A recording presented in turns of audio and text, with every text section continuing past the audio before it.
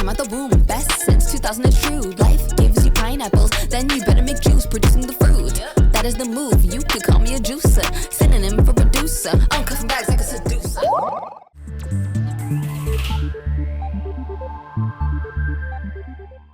Congratulations, you've, meaning me, I just landed a night shift at a gas station for minimum wage, but your customers tonight are not exactly human.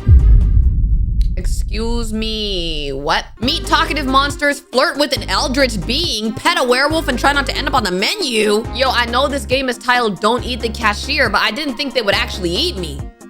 They gonna eat me? They gonna eat? Wait, the music, it's kinda bumping. You know my heart, you know that it stay thumping. Thumping like I just fell in love, I got a crush. You know that when I see them, I hope it's not too much.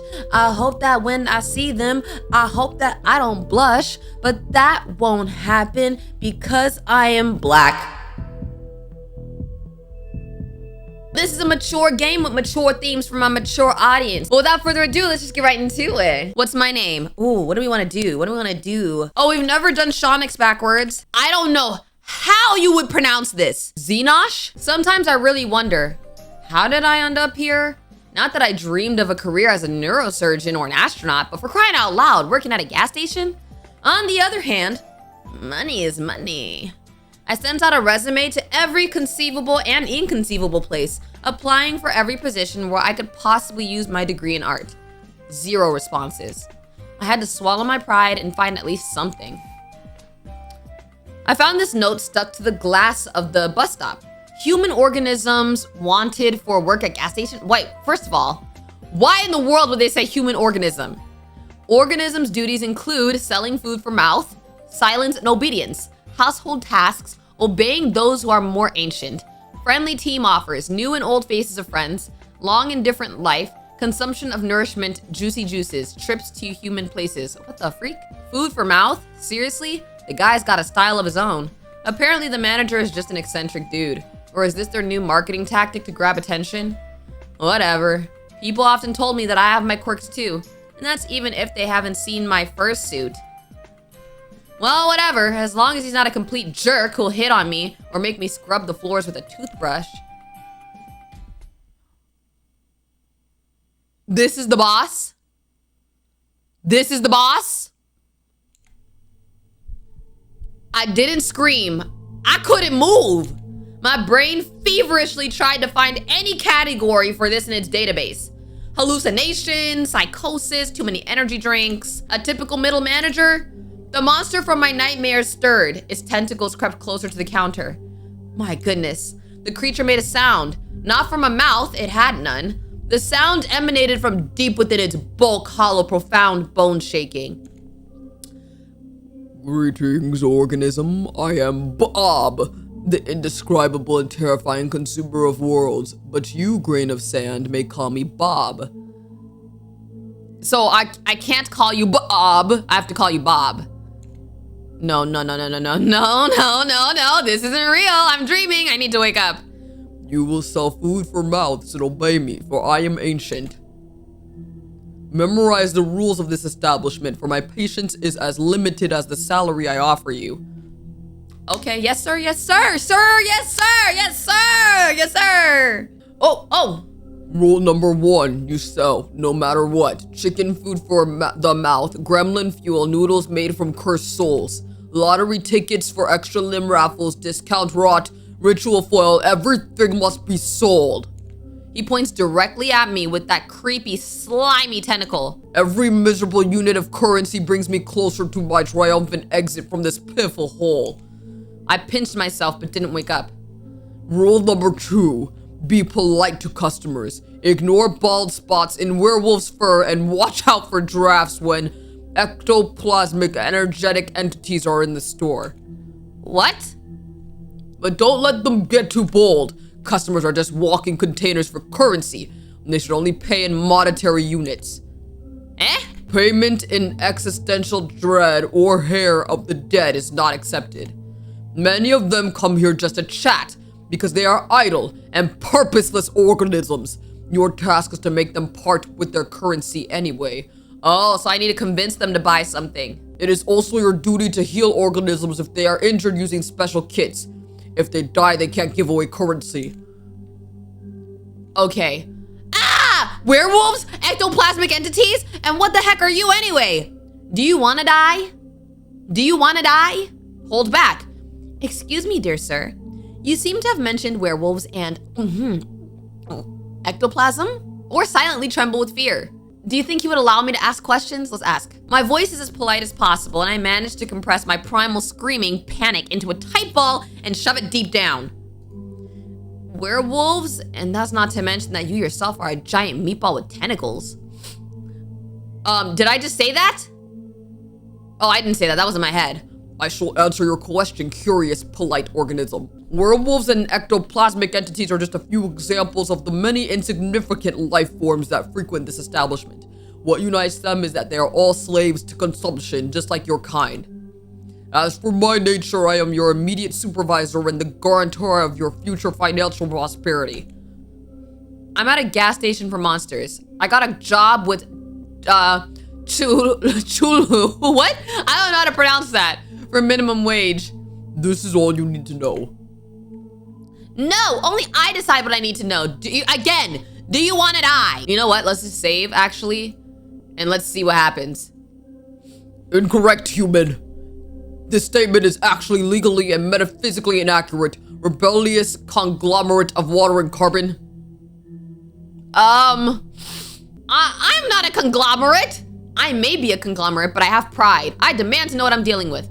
I don't even know what a conglomerate is. My apologies, organism. It seems I have overestimated your linguistic abilities. Bro just called me dumb. Bro just called me dumb. The good news is that the only skills required from you are button pressing and servicing other organisms. Okay. He suddenly places a jar in front of me on the counter. And the last rule, remember organism, this tip container must be filled with money by the end of your wake cycle. If the bottom of the jar is visible, you will clean the sanitary rooms with this object in the dimension of absolute horror and suffering for 2,510 years. What? First of all, you can't clean nothing with a fork. I couldn't take my eyes off the fork, the potential tool of my eternal servitude. At this moment, my mind fully capitulated. Yes, I was hired by a multi-eyed cosmic architect squid. Yes, my clients will be non-humans. Yes, I am being threatened with a fork and eternal toilet cleaning. How could anyone clean anything with a fork? The same will happen if you even think of escaping before the end of your work contract. Dang it, we can't even quit. My ocular sensorism perceives the subtlest of matters. They will detect you in any corner of this pitiful planetary sphere. Oh, I'm stuck here. I'm in a trap.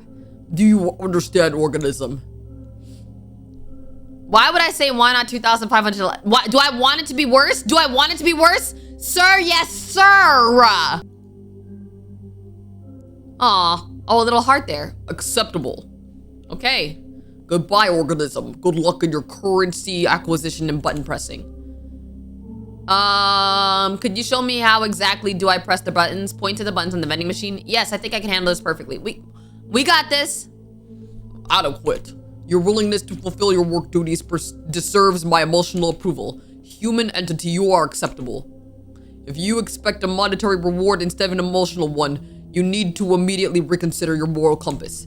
Greed is a highly condemned trait for a human organism.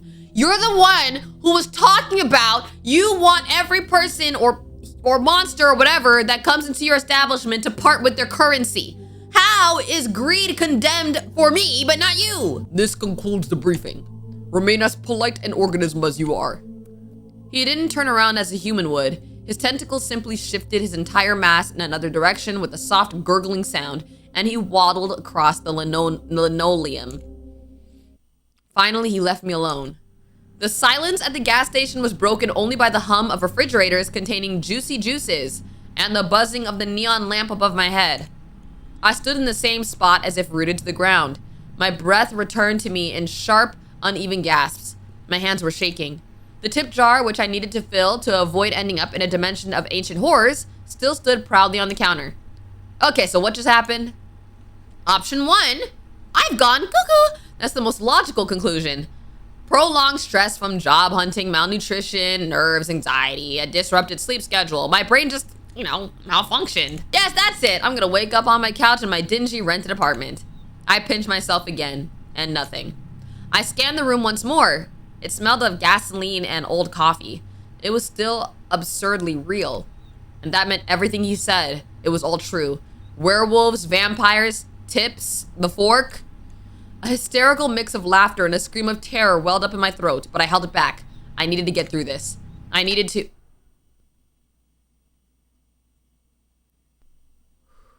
Oh no. Don't tell me that's the first customer. Bells? What the heck? What the freak? Is this a jester? Shoot! Where the heck did this clown come from? It took great effort not to look away from those red eyes burning in the pitch black darkness. Is he amused? Is he wondering if I'm tasty? Bob didn't exactly give any guarantees that I wouldn't get devoured at work. My brain, still recovering from the encounter with Bob, was frantically trying to figure out how to break this ringing silence. I don't even know what to do. All right, which one is a good option? You can't just appear with the sound of a creepy piano, sir. Isn't it strange that I work at a gas station for a couple of bucks, yet you're the one here who wears the jester's hat? Do you want to insult him? Good evening, sir. What would you like to purchase? Please don't eat me. I'm just a miserable, tasteless cashier. Okay, the best thing to do is to say, good evening, sir. What would you like to purchase? I kind of want to say you can't just appear with the sound of a creepy piano, though. Let's say that. My deepest apologies. I didn't mean to frighten you, my fair lady. Okay, I'm not gonna lie. Why is every freaking jester in these games so dang fine? Why are they all fine? You're right. There was far too much drama in that entrance. What would you prefer for my next appearance? Triumphant fanfare and a cheering crowd? Or perhaps just enough accompaniment from the voices in your own head? Tell me. Will the voices in my head be able to buy this? Thoughtfully look at the nearest counter. Discount rot? Have you tried using the door? Point to the door. That thing. No. He has to part way with money. He has to part ways with money. Honestly, I have no ideas. Can we proceed to the purchasing of goods? No. We have to riz him up. Let's do this one. Excellent question. The answer is complicated. Reginald, a man with a heart of gold, insists on full price for everything to support the common folk. But Bartholomew, that loudmouth, is a notorious thief. Once he stole a whole watermelon under the guise of a beer belly. What are we talking about? And the third one, whose name is too scary to even mention, would rather just get drunk like a pig and pass out in the bathroom. And I'm afraid he won't leave just empty bottles behind. How lovely of him to remind me that I'm also supposed to clean up here. I dread to imagine what they leave behind. Not just new mental scars, I'm sure. My goodness, another crazy person with a strange way of speaking. And it seems he's in the mood for a chat. So, what is a beautiful, charming lady like you doing in such a dreadful, dirty island of misfortune? Or rather, what is a place like this doing with such a charming lady as you? Oh wait, where are my manners? I suppose I must introduce myself. I have many names, most of which are not fit to be spoken in the company of a lovely lady. The nicest I've heard is the Mad King, a title I plan to pass from me to myself for the coming centuries. What is that supposed to mean? However, my dear mortal mother named me Darren. Now may I have your hand? Hand? Sure. Oh! Okay, here you go. He suddenly bows his head and presses his lips to my knuckles. Should we have allowed that? Okay. Meeting you is truly a pleasure. His lips are cold, yet a ghostly warmth spreads across my skin. So here I am, dealing with a real gentleman. How lovely, or a king as he calls himself. Of all the kings and emperors locked in their soft chambers, this one has probably found a way to escape. May I know your name? I don't immediately realize he's asking me a question, still in the daze from that gentlemanly kiss. My name is Xenos. I am also queen, the queen of the gas station. Will he appreciate that joke though? My name is Zenosh, sir. I refuse to reveal my true name. Demons always do terrible things to them. My name is Zenosh. My friends call me Big D, or they would if I hadn't. Okay, no. That is so cringe. Let's do the queen of the gas station. Oh, he liked it. He liked it. A queen, your majesty. Forgive my outrageous ignorance. I did not recognize the sovereign of this noble kingdom of oil and discounted juicy drinks. I humbly bow before you, your majesty of the midnight shift. Sorry I didn't send envoys ahead. Why is this Loki kind of hot? Like, it's like, just this joking kind of energy. Apologies not accepted. You'll have to be escorted out of the kingdom. You know what I like about this game already? There is a lot of choices with the dialogue. I already like this. I grant you my royal pardon. I wish to vassalize you. About our selection. No, we can't be boring. I grant you my royal pardon. A pardon from the lips of the queen herself. How my wounded soul rejoices. I am redeemed, reborn in the light of your mercy. This act of mercy will be sung by the poets of my realm, those who can still rhyme rather than just wallow in alcoholic oblivion. You know, my company has an especially interesting effect on the artistic types, as I've discovered. Nothing surprising there. It seems I've gone mad myself, or halfway there. Maybe it happened around the time I decided to become an artist. I am indeed exchanging silly jokes with some mysterious toothy entity as if it's nothing. The entity that kisses my hand. Maybe I just adapt to this new profession really quickly? Or perhaps I had a stash of nerves of steel in a bag. I can't shake the feeling though that this clown is about to explode himself or blow me up. I feel like my brain is turning to jelly. And I don't understand when we'll finally get to the point. Actually, it's not all that bad. I'm gonna say it's not that bad. I don't think it's that bad. I don't think it's that bad. Maybe I've just been spoiled by all those mangas about sinister and tragic monsters. They're just misunderstood, guys. Though the only tragic thing about this client so far is his tragic unwillingness to buy my discount rot. So let's finally get to the purpose of my visit. Finally. It's completely unknown to me. Oh, for crying out loud. There's nothing interesting in the assortment of this pathetic shack except for you. So I'm buying your time. Let's have dinner. I'm sure you must be hungry. Oh no. Allow me to create a more pleasant atmosphere for us. This is more pleasant? This is more pleasant? Yo, what if someone walks in and sees all this? I'm shivering from a gust of icy wind. He just teleported half of my gas station to a radioactive dump. Or a radioactive dump to my gas station. I don't know.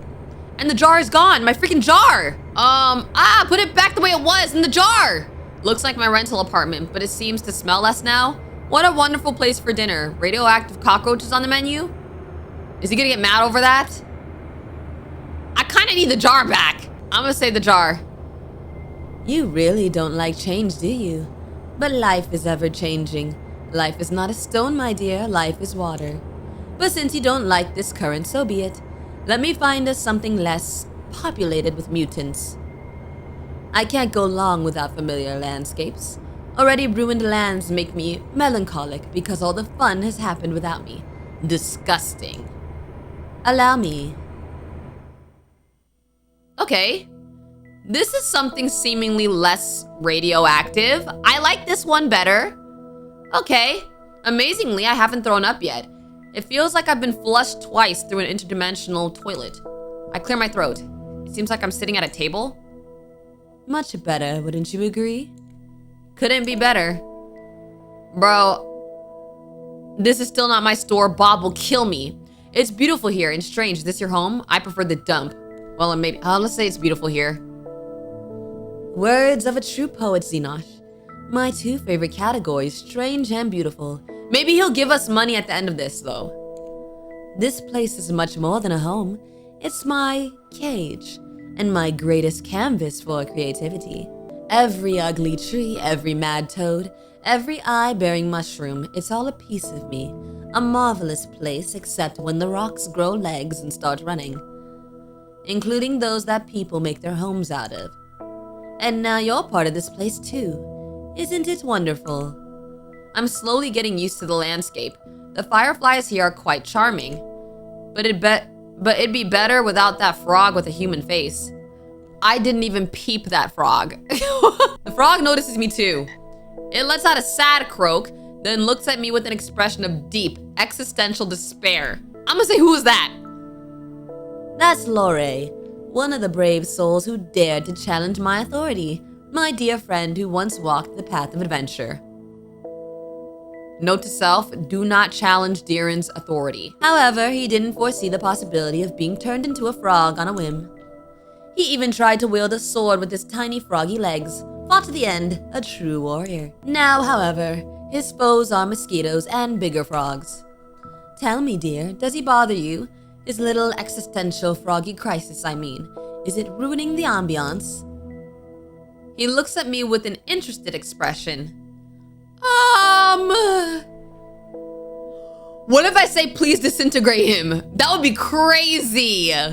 Y'all, there's so many answers to this. Hold on, I don't want to make a decision yet. What exactly did Lore do? I could also say please disintegrate him. Can you remove him gently? I don't mind Lore. No, I want him to watch. Okay, wait. I'm gonna say what exactly did Lore do? What did this walking sack of manure do besides trying to kill me? Oh, plenty. He swung a sword blazing with righteous fury or some such nonsense. He dared to come to my home, a world born of my shattered mind, and dictate what the natural order should be.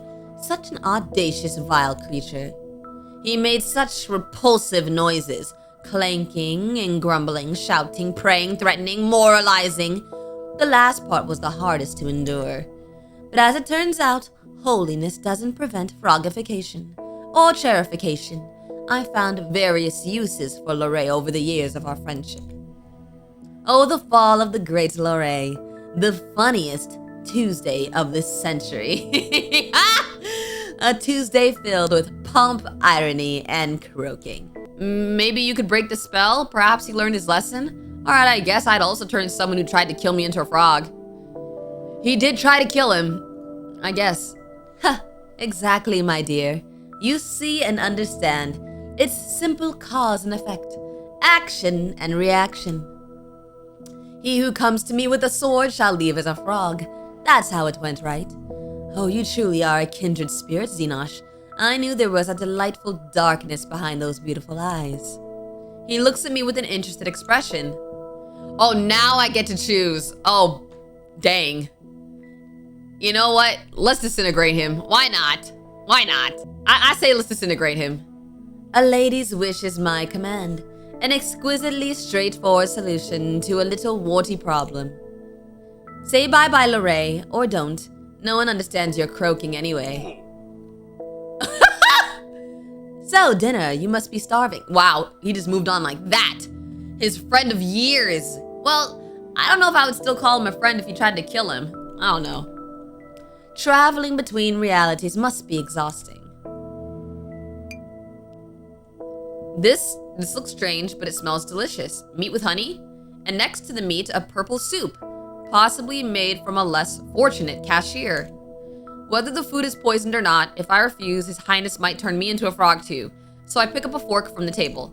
And this is the most delicious thing I've ever tasted. It's 100 times better than these cheap instant noodles I usually buy in supermarkets. Even the fact that I'm currently in some other universe surprisingly doesn't seem to harm my appetite. It seems you enjoy our cuisine. My chefs have always managed to cook well, on those occasions when I noticed it. I assure you, you won't regret this dinner.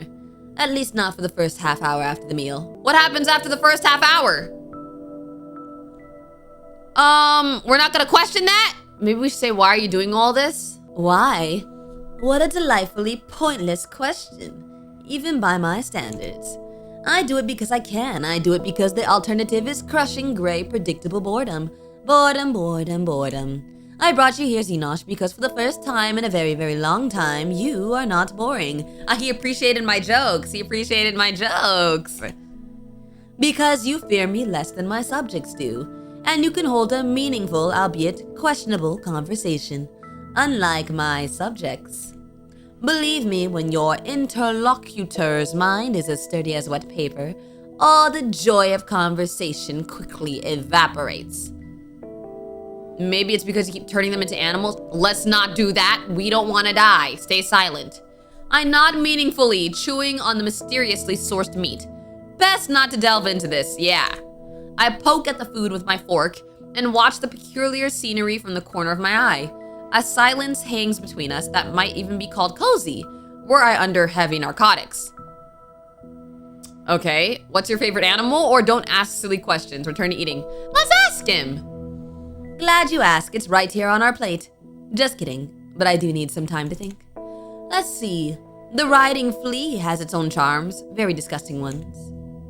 Carnivorous butterflies are beautiful, but they're dumb and noisy. And as we know, only what's empty inside makes a noise. Or what's in my head. It's always ringing.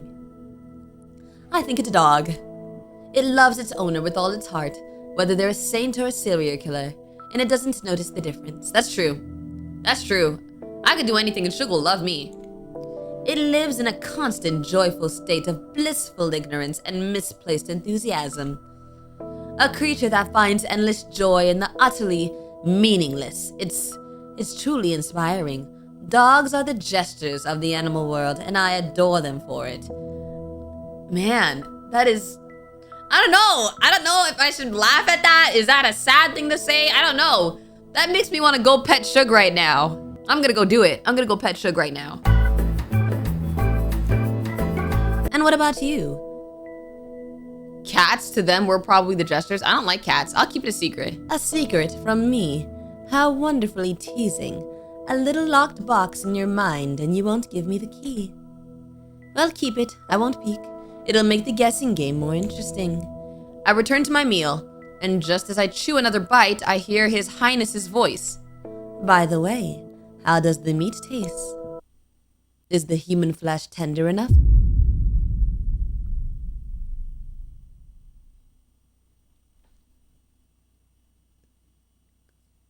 Son, my fork freezes halfway.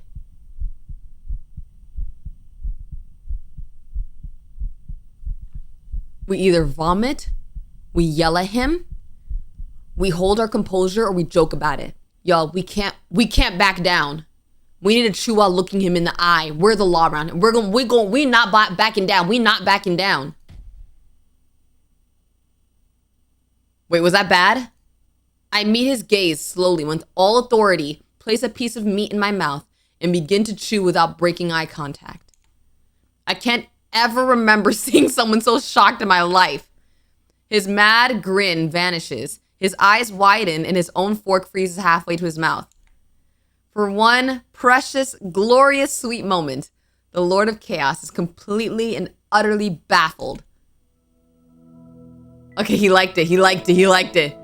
My dear, you are a true treasure.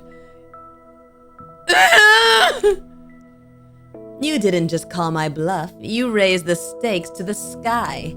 No, it's certainly not human. It's just venison. As far as I can tell by taste, not very intelligent.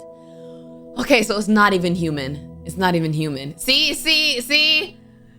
We did good. We did good right there. It's definitely not Timmy, our carpenter, who unexpectedly disappeared near the large kitchen cauldron, perfectly sized to fit in it. Definitely not.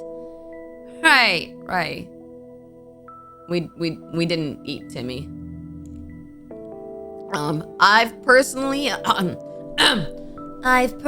issued several decrees related to cannibalism, perhaps even concerning its prohibition, but that's besides the point. I rarely have visitors, and I'd like to tell you about other interesting guests. After all, it's the most fascinating thing I can share with you. You know what's more fascinating? Your money.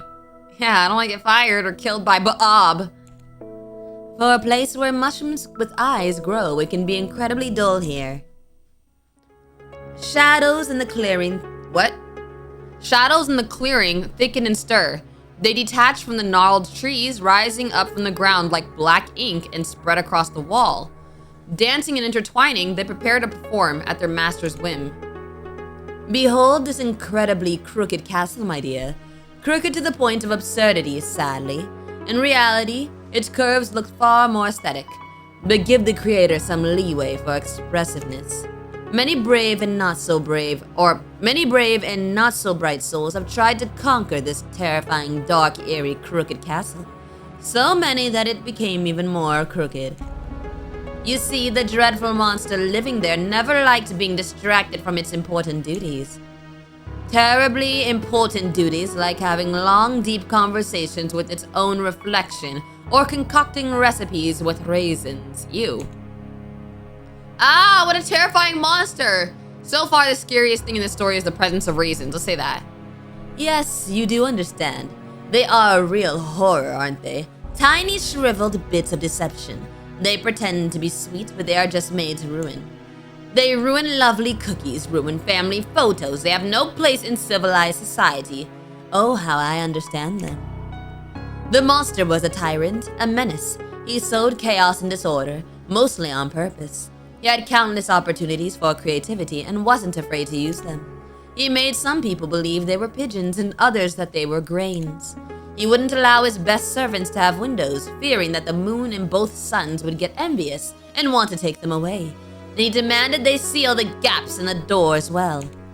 He locked wizards who came to him for magical gifts in a giant laboratory and promised them power if they invented a kettle that could boil everything except water. What? Bro is crazy. What if this is a metaphor about him though? Did they eventually invent the kettle? Who won, the pigeons or the grains? I want to know if they invented the kettle. Invent it? Oh, they did much more. After 11 years of failed prototypes, a few explosions, and chemicals running away on their own legs, they succeeded. The kettle could boil even bright memories, but not water. Water would instantly freeze, explode, and file for divorce. What? I immediately rewarded them with a new invention idea.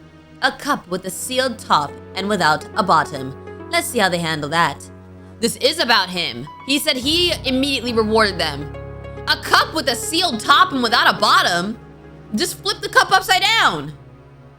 Just flip the cup upside down. But I digress. But behold, a ray of light in the Dark Kingdom. The first hero, Sir Lorey the Righteous in all his clanging, self-important glory. He took a knee to rest briefly because the weight of his righteousness was bad for the health of his poor back. Oh, so basically, Darren is the evil king, the evil castle, whatever, and Lorey tried to save the people that were trapped in there. Oh, and we had Lorey killed. Oh. Following rumors spread by the same monster, he fought his way through the monster's loyal subjects too. By the way, where did he even find them? Most of my subjects are too busy contemplating the color of suspenders for their suspenders or lamenting their fate. I cherish them in their imperfection. Anyway, it doesn't matter. They were probably the most restless of them. Every story needs minions. In any case, our hero descended into the Grotto of Despair. The Grotto of Tentacles? Imagine the most sinister name you can conjure. The Grotto of My Parents Disappointed in Me, or the Grotto of Kidney Stones, or the Grotto of Despair sounds about right. I'm gonna say the Grotto of My Parents Disappointment in Me. Oh, but if they could see you now, you're at a royal audience. They would be proud of you. No, actually, they wouldn't be proud if they got to know me better, but in that case, it's good too. You won't be alone under the weight of their disappointment. But let's not get sidetracked. Into the Grotto of your parents' disappointment in you, our hero descended to, retrieve an artifact capable of defeating the Monster King. The Ring of Incredible Power. A bit shoddily crafted, but I assure you it looks more aesthetic in real life. However, the brave knight didn't know that the incredible power of the ring lay in its 440 pounds of weight. That was its only magical property. The only incredible thing about this ring was its incredible stupidity and uselessness. The realization that he had spent weeks of his life on a divinely heavy paperweight, and the sudden crushing thought that he should have become a baker instead of a hero just to get some sleep. Well, it broke his poor, noble mind. Not that this mind was ever intended for serious burdens. No, the knight!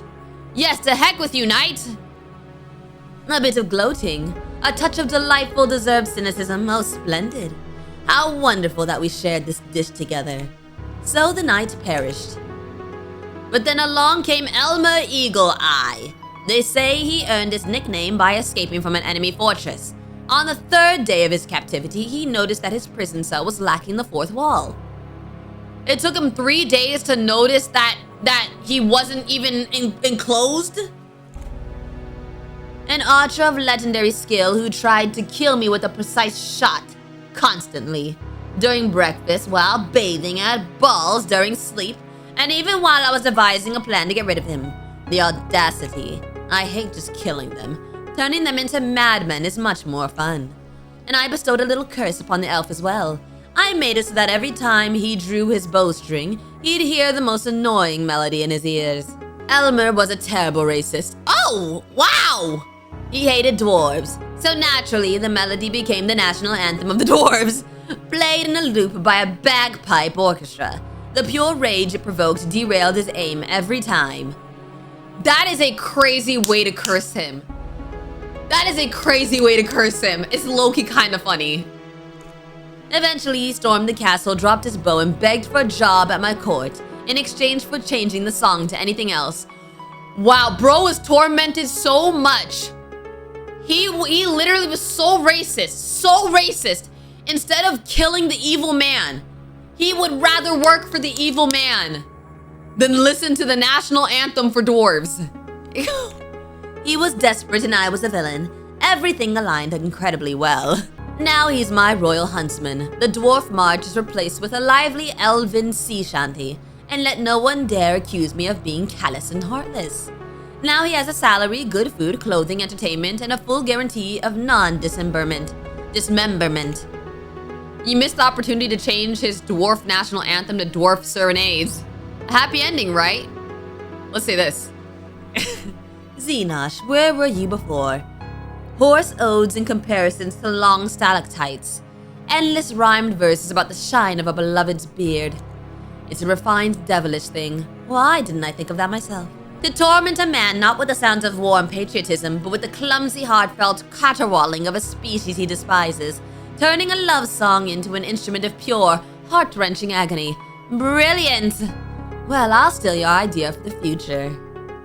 And finally, the witch, in a classic giant hat, under which you could easily fit another witch. She tried a different approach, seduction.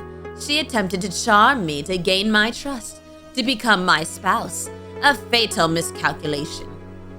She didn't consider the fact that I never trusted big hats, or people, especially when both come hand in hand, and those who wear suspenders and a belt at the same time. A person who doesn't even trust their own pants certainly doesn't earn the trust of His Highness. Then again, I don't trust His Highness either. I don't trust myself, especially the left side of my brain, especially on Thursdays. But back to the hats.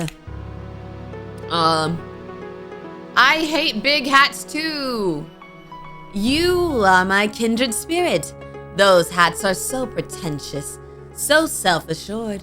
They block the view, get stuck in doorways, and always hint that the wearer is compensating for something. Usually, lack of magical talent, or pitiful personality. And that's on a good day. Yo, his dialogue is actually kind of funny. Like, he's actually humorous.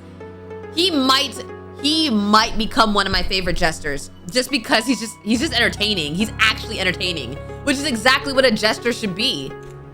You, my dear Xenosh, have impeccable taste. In headwear and consequently in everything else. It's a scientifically proven fact. Meanwhile, the witch was quite overt in her murderous intentions, jingling with all her concealed weapons. Why does a witch need so many hidden blades? She must have been very bad at witchery. In any case, she now resides in my dungeon. And you see, I haven't decided what to do with her yet. Her fate is a blank slate, a story yet to be written. So, I offer you the pen. Oh. I simply adore random choices. Give me yours, Xenosh. What punishment befits her? What? Does he really want me to decide what to do with a real person? Can I even save her? And does it matter what I choose? Everything here follows his whims anyway, but as long as I play the circus monkey, I have a chance to get out of here alive. Maybe I should just entertain him? Dang, what should I do? I think the craziest thing would be to spare her. No one would expect that. Turn her into a hat, a small one. I refuse to decide her fate. Oh, I don't even know. What should I do? I genuinely don't know. Oh, I don't even think it's funny enough to turn her into a hat. I'd come up with something different. We saved though, so let's say spare her and see what he says. A quiet chuckle escapes his lips. Using mercy as a weapon of chaos, are we? He actually liked it. He actually liked it. To forgive her not out of kindness, but because it's the most illogical, unpredictable, and therefore maddening thing. She'll spend her life waiting for me to change my mind, waiting for me to jump out from behind a tree and send her back to the dungeon. Wonderful. Such incredible psychological torment. So be it. Well, at least she'll be alive. Something's missing from this tale. He never told me about the monster itself. Yeah, let's say that. Dear, who cares about these monsters anyway? I do. If monsters are the muck, then I'm the pig, you see? How eloquent. All right, I must admit, this will be my first performance like this. Diren sounds a bit bewildered, it seems. Allow me to just toss my mind up and see how it lands. You see, the monster was originally much more modest and less majestic. But we'll have to start somewhere, right? Then my head suddenly became a bit crowded. First whispers, then arguments, then full-fledged discussions that had to be participated in, and involved inanimate objects. Guests in ajar doors, closets, even in cookie jars. Every container a potential foe, and I was surrounded by containers. To be fair, sometimes they told funny stories. But why was I afflicted with this curse? Pondering it drives me mad, even more so. Are they saying he's schizophrenic? I don't know what they're trying to say. It seems the question is meant for me. Were you cursed for arrogance, greed? Did you touch a cursed artifact, maybe some ring of yours? Does your family have anything in common with the Habsburgs? Remain silent. Let's say, did you touch a cursed artifact? Dear, I'm afraid you've confused cause and effect. It's I who drive rings mad, not the other way around. Any poor, innocent artifact I happen to touch might start screaming uncontrollably or trying to ask those around it about the meaning of their lives. Wait, so he turns things into talking objects? No, I'm afraid it's a bit more banal. It's all about rotten blood, too pure, I beg your pardon. My great-grandfather issued a decree forbidding death from old age, and a distant aunt believed a colony of sentient mold was living in her walls, claiming her inheritance. But I always thought I would be spared this fate. I had to be temporarily isolated to avoid embarrassing guests at royal balls with a young prince pointing at noble lords and saying, "Aha, the gnomes finally got out from under my bed." I think he actually might be schizophrenic. What a misfortune for the entire family, except for those in line for the throne before me. My death would have solved many problems for my family, and indeed many of my own problems too. I made a decision. We made it, to be precise. There was already a whole council of us by then. However, Chaos had other plans. A god, a goddess, a cosmic clerical error. I don't know. Something ancient and terribly bored found itself a new source of entertainment. It offered me a throne, my own corner of reality to rule, where the fragments of my mind would become the laws of the land. No more restrictions or pants for my subjects if I wished. My subjects, at first they disagreed, but then they came to terms, or their minds changed to fit the new realities. And here I am. A dramatic silence ensues. Perhaps I'm the first being to hear this story in the centuries of its existence. I must choose my next words carefully. Oh, I'm stressed now. Will you give me a tip? I really sympathize with you and all your multiple personalities. Oh, okay, so he has that, like, multiple personality disorder. I can't remember what it's called. So you're still in a cage. It must be rather lonely here. Shake your head. How can you just lock a family member in a tower? It's unthinkable. Thank you for the story. Why would I say this? You wanna die? Okay, let's say. I kind of want to say, so you're still in the cage. It must be rather lonely here. I'm gonna say that. No cages. More like a playground with surprisingly silent infants. But I don't blame them. I have the best shovel. It's no wonder I embarrass them so much. Or maybe it's because I love to create explosions. Tell me, have you ever been exploded? Or no, don't tell me. Let it be a surprise. Do you really sympathize with someone who dragged you into his dimension to tell silly stories and feed you purple goo? People never cease to amaze me. I'm gonna touch his hand. I'm gonna do it. Following a strange impulse, I reach out to his hand resting on the table. His gaze slowly follows my movement, lowering to our hands. This time, no commentary. Instead, his thumb begins to trace patterns on the back of my hand with surprising tenderness. The shadows finally dissolved into nothingness. I just saved someone from a terrifying fate at the hands of a madman. I feel a certain pride. It'll be a pleasant addition to the horror I've felt for the past hour. I'm afraid royal duties await me. Our time is up. I shall send you back, Xenosh. I rise from the chair. Oh! And suddenly I feel him press against my back. One of his hands grips me just above the crook of my elbow, while the other gently rests under my chin, tilting my head back until my ear is just a couple of centimeters from his lips. But don't think for a second that this is goodbye. It was merely an overture. His voice, usually so mocking and calm, now sounds eerily sinister. A cold thumb lightly strokes the line of my jaw. I try to suppress a shiver. You were a very interesting, incredibly curious guest. Possibly the most curious one I've had in centuries. And I found that I don't want our acquaintance to end here. It's terribly unfair that you've learned a couple of my secrets and revealed so few of yours, isn't it? I can't tell whether he's flirting or threatening. Both, perhaps? A bird trapped in a cage of bills, failures, and endless anxiety. How high could you fly once the cage is opened? Your shift will end, the sun will rise, and you'll want to head home. Perhaps on something more elegant than a bus. Maybe in a carriage of polished bones. Eh? We will meet again, Xenosh, very, very soon. And next time, I won't let you go so quickly. Wait, can you leave a tip though? Because I don't think I'll be alive tomorrow if there's no money in the jar. I squeeze my eyes shut.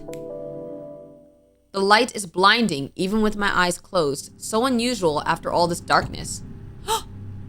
He left money. Ah, good. The jar is full of money. It was all worth it. Oh, Bob! Hi, Bob! Greetings, organism. How is your work progressing? I see the first transaction was successful. Acceptable. This still doesn't save you from the threat of cleaning sanitary facilities, but it's a wonderful starting point for your entire tiny life. Even more than successful. The client tried to fill the entire station with money, probably due to extreme affection for you, organism. He tried to fill the entire station with money? What? Unfortunately, the terms of the intergalactic treaty do not allow such actions, tips exceeding the amount set by the consul by approximately whatever percentage that is were disintegrated to my great regret. To my regret as well. Dang! So a mad god from another world likes me. In some sense, that's possibly worse than not being liked at all. The very first client sent me to another dimension nearly turned me into a cash register. Work is going well, sir. Can I quit? No. Work is going well, sir. Excellent. Maintain this level of productivity. You may be rewarded with an additional 5-minute feeding break for if you can find food. Rejoice in my generosity. If I can find food? Find food? I don't got no food? Well, we did eat. He did the gesture, Darian? I can't remember his name. He did treat us to lunch or dinner, whatever. Continue working. I am experiencing a positive emotional reaction. I am proud of you, and I'll be even more prouder if you acquire even more currency. Goodbye, Mr. Manager. Your tentacles shine particularly beautifully at this time of day. Your comment regarding the shine of my appendages is noted, organism. The secret is a meticulous regimen of polishing them with void bibok slime. Goodbye. He slaps across the floor to his office. As soon as Bob's rhythmic wet slaps fade away, a deep silence descends on the station. One moment, I'm in a surreal forest, dining on purple goo with a mad god. A god who likes me so much that he offered me a ride back to his world in a carriage made of bones. The next moment, I'm being praised by a multi-eyed tentacle monster. Maybe these are all just my deathbed hallucinations. I'm going insane. Some part of me enjoys these mad adventures. God, please give me back my bills, my noodles, my arguments with strangers on the internet. No, no, no, no. Let's just say we enjoy the mad adventures. He might hear us. He might hear us. I'm an adrenaline junkie. Disgusting. Now I have to deal with that too. In the midst of my contemplation, terrifying sounds emanate from my boss's office. Unfair bills. Unacceptably large numbers. Of course, what else could upset him so much if not that? Steps, another visitor. This one decided to come in through the door for a change. He seems unwell. I hope he doesn't knock over my shelves of shampoo with jojoba oil and delicate lilies on his way. Oh! Hi! Are you a zombie? He's not just unwell, he looks like hell. Literally, all the skin on the left side is torn off from his jaw to his temple. I swallow nervously. What kind of meat grinder has this guy been through? He looks like someone who can rip me apart if he doesn't like what he hears. I need to be careful if I don't want to become the next victim. You look like the Terminator at the end of the second movie, buddy. The Terminator who just wrecked my entire floor. Give him a thumbs up.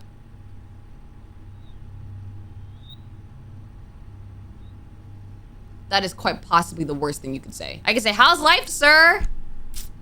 I could say, well, it's hard to imagine how the other fighter looks. Or I could say, when will the Lord take my sinful soul? Break down in tears. You don't want to work here anymore.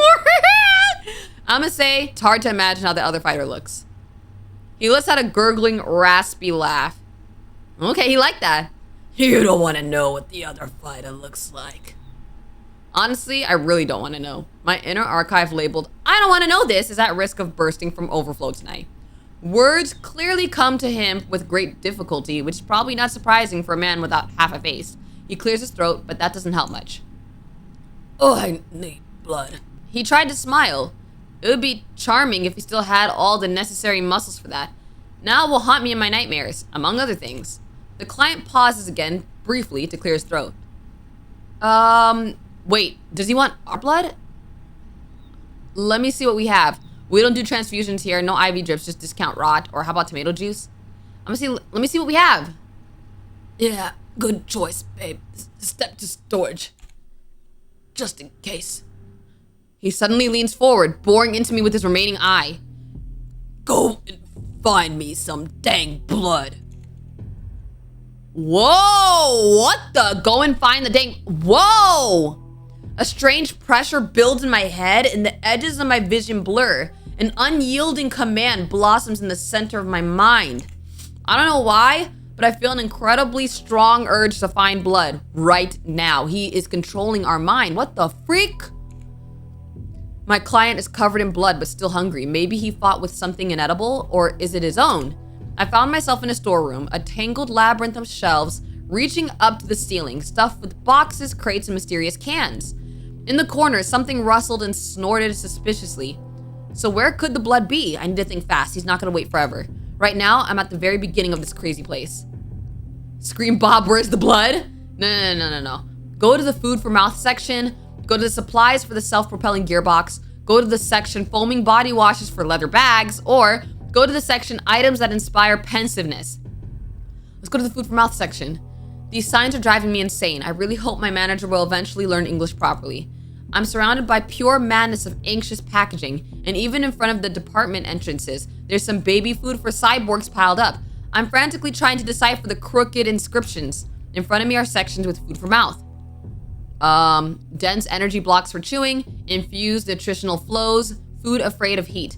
I think it's the infused nutritional flows. Here are the endless shelves of drinks. Next to Coca-Cola, wow, I'm surprised he has Coca-Cola, are bottles labeled liquid regret and primordial broth, now with nucleotides. Wow, guys, it now has nucleotides. Okay. Cans labeled Brap C, vodka Solneko. I'd love to meet the person who came up with these names. I check each shelf, pushing aside cans of essences of and giggles, but find nothing resembling blood. The closest thing is liquid hematogen in a giant wooden container. It smells worse than it looks. I go back, I hear knocking. It's the dry, rhythmic tapping of knuckles on a laminated countertop. It's not loud, but persistent and full of irritation. In front of me are sections with mouths for food. Uh-oh. I don't know which one to do. Which one should we do? Dense energy blocks for chewing or food afraid of heat? Let's do food afraid of heat. The coldest corner of the store. That makes sense. You would put blood in a fridge, right? Maybe? Large freezer chests and refrigerators with glass doors are covered in frost. Next to the frozen pizza are gremlin cryo capsules, and among the buckets of ice cream, you find flavors like minty tritium and liquid family. Oh my goodness, what is liquid family? I don't even want to think about what liquid family is. A huge freezer chamber. Okay. We're getting there. Matter of lesser life forms, spare parts of human organisms, product of animal fauna exploitation with fruit pieces. Let's say spare parts of human organisms. This section reeks of formaldehyde and horror. Glass jars filled with murky liquids sit on the shelves where exhibits float. I try not to think about the containers holding a name tag that reads Kevin.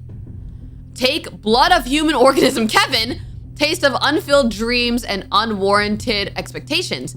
Or we could take the blood of human organism homeless, which has high content of cheap alcohol and tuberculosis. Or we could do the blood of human organism Michael, taste of efficient resource and artifact accumulation. Let's do that one. Michael! Yeah. The blood in this jar has a rich, almost glowing ruby hue. It looks healthy and full of energy. We don't want to think about what happened to that guy. Michael, whoever you were, you were on top. Champion's blood flowed through you. You were probably something like an energy drink for the undead. And yet, here you are in a jar. That's something to ponder. He abruptly lifts his head as I approach. You already? His voice carries genuine surprise and clear relief. Well, good thing you weren't wandering around for half an hour. Bring it here. My client finishes the jar and then grimaces. Ugh, for crying out loud. What the heck is this trash? He reads the note on the jar. Michael, well, you were a lucky guy, Michael. Too bad I can't kill him a second time. Tastes like a happy family, a successful career, a retirement account, and this jerk probably never even had cockroaches. He can taste all that in the blood. At least he's now liquid Michael in a jar. He chuckles quietly. Yeah, there's something to that. Cool that you found human blood. Good job. You're sharp. Glad to please you, sir, and glad you no longer want to eat me. Feel free to ask. It took longer to get to the rat. I don't know what to say. Feel free to ask. He gives me a crooked smile from his newly restored rogue-like face. I'm going to wash my dirty face. Don't get bored. While he's not here, I have a perfect opportunity to wipe away the bloodstains. I'm just scrubbing a pool of blood on my first day at work. An interesting story for Reddit. A wonderful tale. I'm doing just fine. Nobody has eaten me. Oh, he's actually handsome. Okay, wait a minute now. He's looking so much fresher with the second half of his face. Although his expression still resembles that of a constipated owl. What does a constipated owl look like? I'll just stand here for a while, okay? Take a little break. Besides, there's nobody here with you right now. And just so you know, if you try to contact the werewolves, I'll take your head and crush it like a walnut. Oh, that's who he was fighting with. I'm David, by the way. A vampire, as you may have already guessed. What an incredibly interesting way to start an acquaintance, especially that part about the walnut. Nice to meet... I'm crystal like champagne. Why would I lie? Nice to meet you, Xenosh. Okay, Xenosh. I knew a Xenosh once. She used to trade kidneys in Venice Beach. She was a good girl until she got packed up. He's trying to provoke me, deliberately sharing the dirty details of his life to see how uncomfortable I can get. No kidneys for you? I suppose I'm also selling some kidneys now. Check the catalog. Yes, exactly 10 categories. I don't know which one I should say. This one? A catalog. Do you seriously have a catalog? He leans forward, genuinely intrigued, peering into the catalog. Gremlin kidneys? Is that a delicacy? Why does it say both delicacy and fuel and animal venom? Because it's a universal product. Want some? I don't know. I really don't know anything. I'm scared. No. Let's do the top one. I do. Looks like I found my best customer for today. Now I have a vampire here, and he's regenerating. Wonderful. The main thing is to not accidentally blurt out something wrong. I need to be friendly. Are you sure you're a vampire, not a chupacabra? They drink blood too.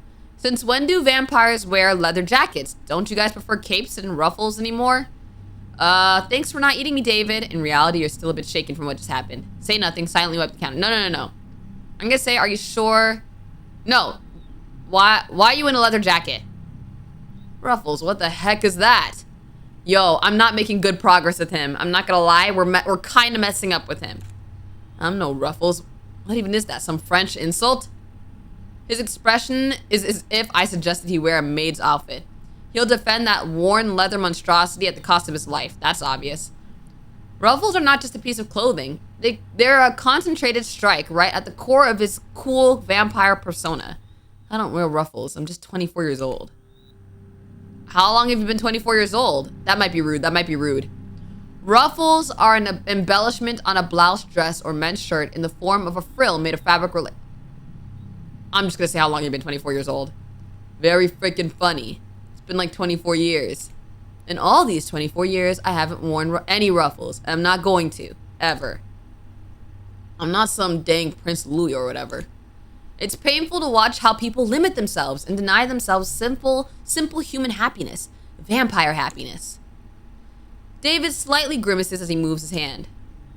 Dang mutts. Probably not all the wounds have healed completely. And does being a vampire doctor fall under my duties? Well, Bob did say that I had to heal people. I think Bob said it was yep, exactly. Mandatory. Point at the wound. Let me help. Point at the wound. I don't want to help you, but my employment contract requires me to treat the creatures that come in. No! Say, let me help. He looks at me skeptically. The offer of help is probably so foreign and unexpected to him that it leaves him momentarily dumbfounded. What? You want to play nurse. A flicker of confusion is replaced by something more intense. It's just a couple of scratches. And a little piece of, that will grow back on its own. I'm fine. If you don't let yourself be treated, my boss will lock us both in a dimension of horror where we'll be cleaning toilets with a fork for 2,000 years. Actually, it was 2,310, I think. I see, you're afraid of doctors, huh? Such a tough guy, yet scared of getting treated. Or you mentioned werewolves. It's probably not just a scratch. Let me just try to help, okay? I'm gonna say you're a tough guy, yet scared of getting treated. Let's try that. Hopefully, he laughs. Afraid. I'm not afraid of anything in this life. I'm the most fearless bloodsucker in the world. I'm not afraid of some nurse with crooked hands. Well, dang. I've dealt with such trash that you... Wait a second. Oh, he liked it. He liked it. You trying to challenge me? I shake my head with the most sincere look of innocence on my face. Fine, dang it. Hand over your first aid kit. If another werewolf isn't hiding in there, I have no reason to worry. I decide to keep quiet about the very real possibility that there might actually be a werewolf hiding in there. I'm not sure of anything at this cursed gas station. Dang you, go ahead. Get out your band-aids with Dr. Chocola or whatever you're selling. Oh! Oh, hi! I just realized I said hi to his freaking biceps. David sheds his jacket, shirt, and t-shirt, then settles into a squeaky stool next to the counter. He's about to face a serious trial, staying in a vulnerable position for a few minutes. For some reason, cruel fate hasn't made him claw-proof. He certainly looks like he's just thrown into a blender. Judging by those bullet scars, he has quite an interesting past. Or maybe he was attacked by werewolf cowboys with guns. Most likely the former. By the way, I didn't know that corpses have doctors too. I thought the only doctor available to me now is the coroner. Oh, because he is dead, technically. I'm rummaging through the necromancy kit that was sitting under the counter. It's a heavy military-style metal box with a faded label reading Kit for Alternatively Living Organisms.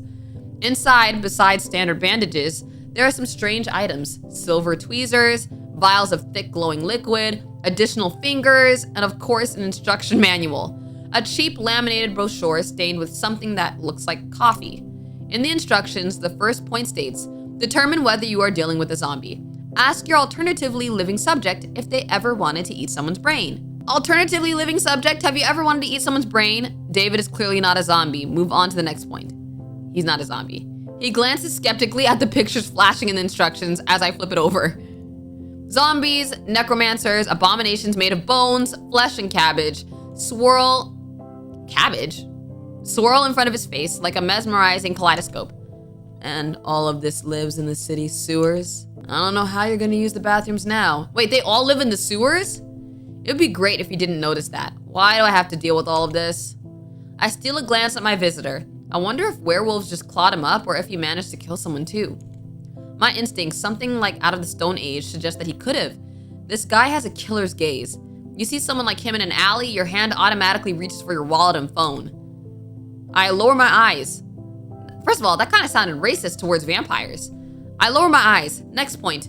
Let's establish the nature of the injuries. What kind of wounds could werewolves leave? It's simple. You've got lacerations, claws, teeth, and a bit of saliva. Possibly very contagious. Or it seems the damage was psychological. Tell me about your tragic past, as it says in the handbook. I kind of want to say that. I'm gonna say that. David pauses. The expression on his face reflects such genuine, deep confusion that I almost feel a bit ashamed. What do you want me to do? The horror of the threat of undergoing psychotherapy drives him to aggression, turning him into a feral beast? Give me the dang paper. David yanks the handbook from my hands. What? Denial is the first sign of having problems. Hey, books are for employees only. Try to take it back, resign yourself. I'm gonna say denial is the first sign of having problems. And you know what the first sign is? That I want to shove you into a wood chipper feet first? He's funny. It seems like that was a rhetorical question, right? David mutters something under his breath. Quite slowly, by the way. He probably doesn't read very well. Strangely enough, I thought vampires had large libraries. However, this guy's library is limited to the section on threats and insults. See, torn supernatural wounds. You have to be supernaturally stupid not to notice that chapter. David says this with a clear sense of relief in his voice. His tragic past will stay with him today. I take the book back. I read through what medication I need and grab the regenerating extract for alternatively living life forms. Now all that's left is to apply this stuff. I dip my fingers in the jar and suddenly he grabs my hand. Do something wrong and I'll rip your tonsils out through your Okay, all right. Allow me to do my job, sir. I'll be extremely careful. No. If you touch me, my boss will rip your soul out through your... Okay, no. You know you have this fantastic talent for coming up with threats. You should write scripts for action movies. I like that. Well, I suppose it's just a matter of experience, probably. And you, well, watch what you're doing, or there will be consequences. It seems he just heard the best compliment of his life. I apply this black goo to the wound. A puff of steam rises from the wound, and the air starts to smell like something is frying. It's probably very painful, but David remains calm.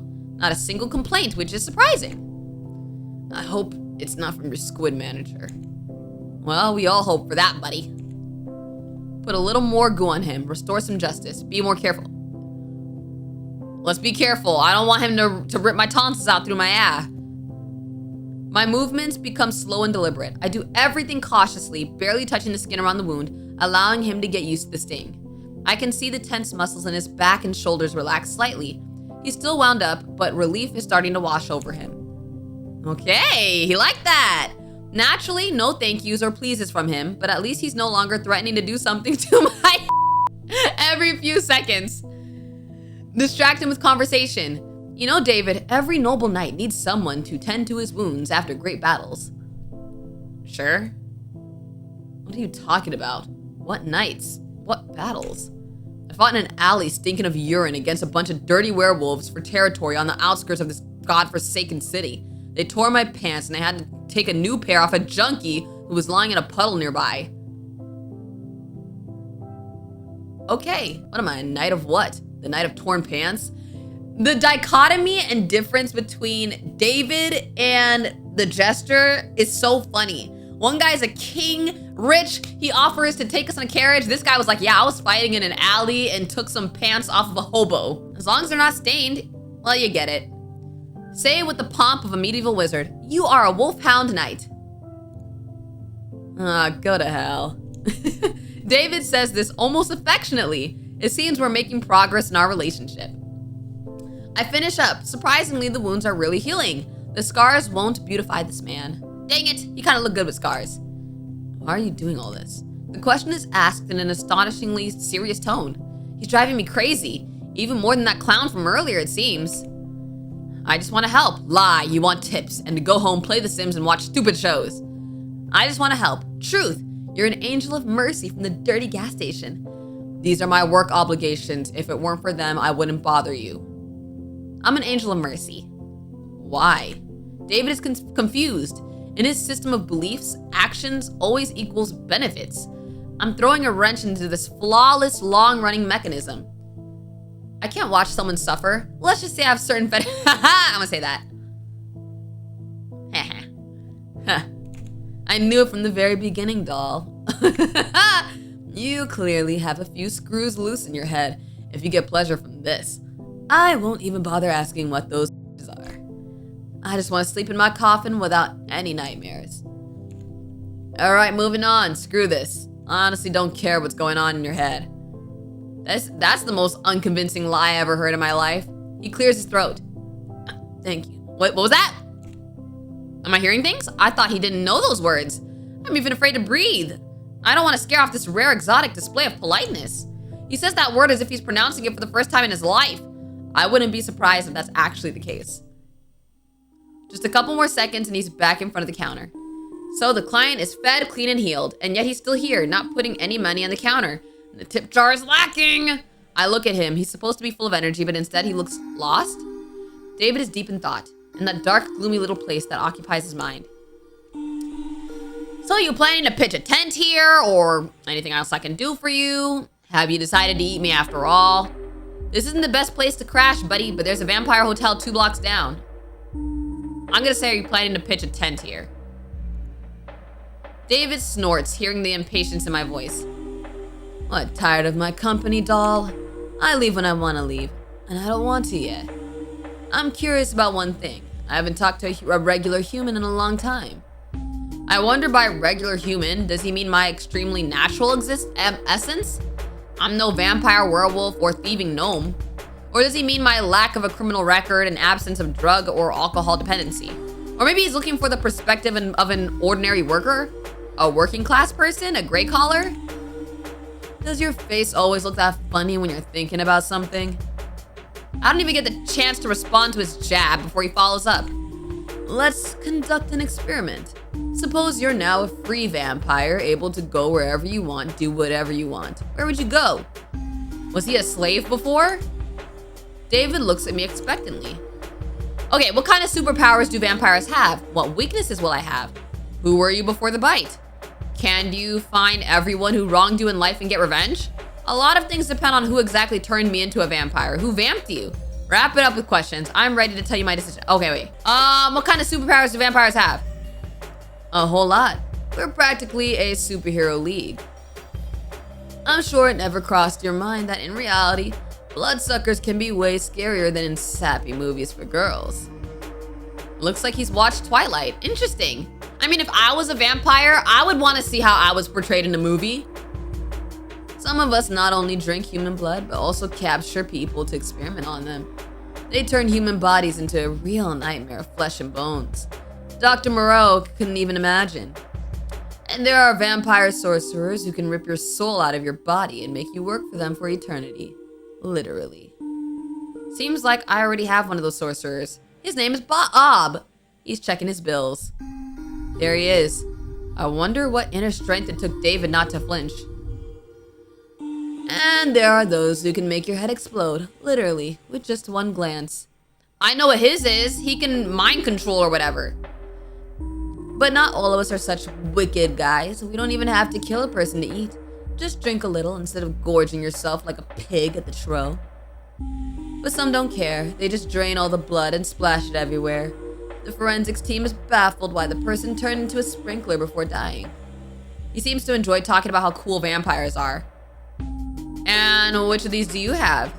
And which of these do you have? Let me guess, none. Can vampires open beer cans with their minds? I'm gonna say, let me guess, none. I can shove a boot up your owl. How's that for a trick? Have you ever thought about your obsession with butts? Do you know what Dr. Frodo would call that? Yeah, do you think about that?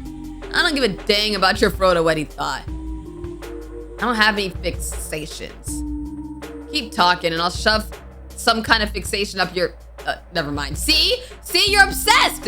You're obsessed with the booty. David looks like he's looks like he's reevaluating his entire life. What's hidden behind that look? What percentage of childhood trauma? What would Grandpa Freud say about this? I've got a decent list of what I can do. I'm not complaining. Imagine it. You never get tired. You can party all night long. F all night long.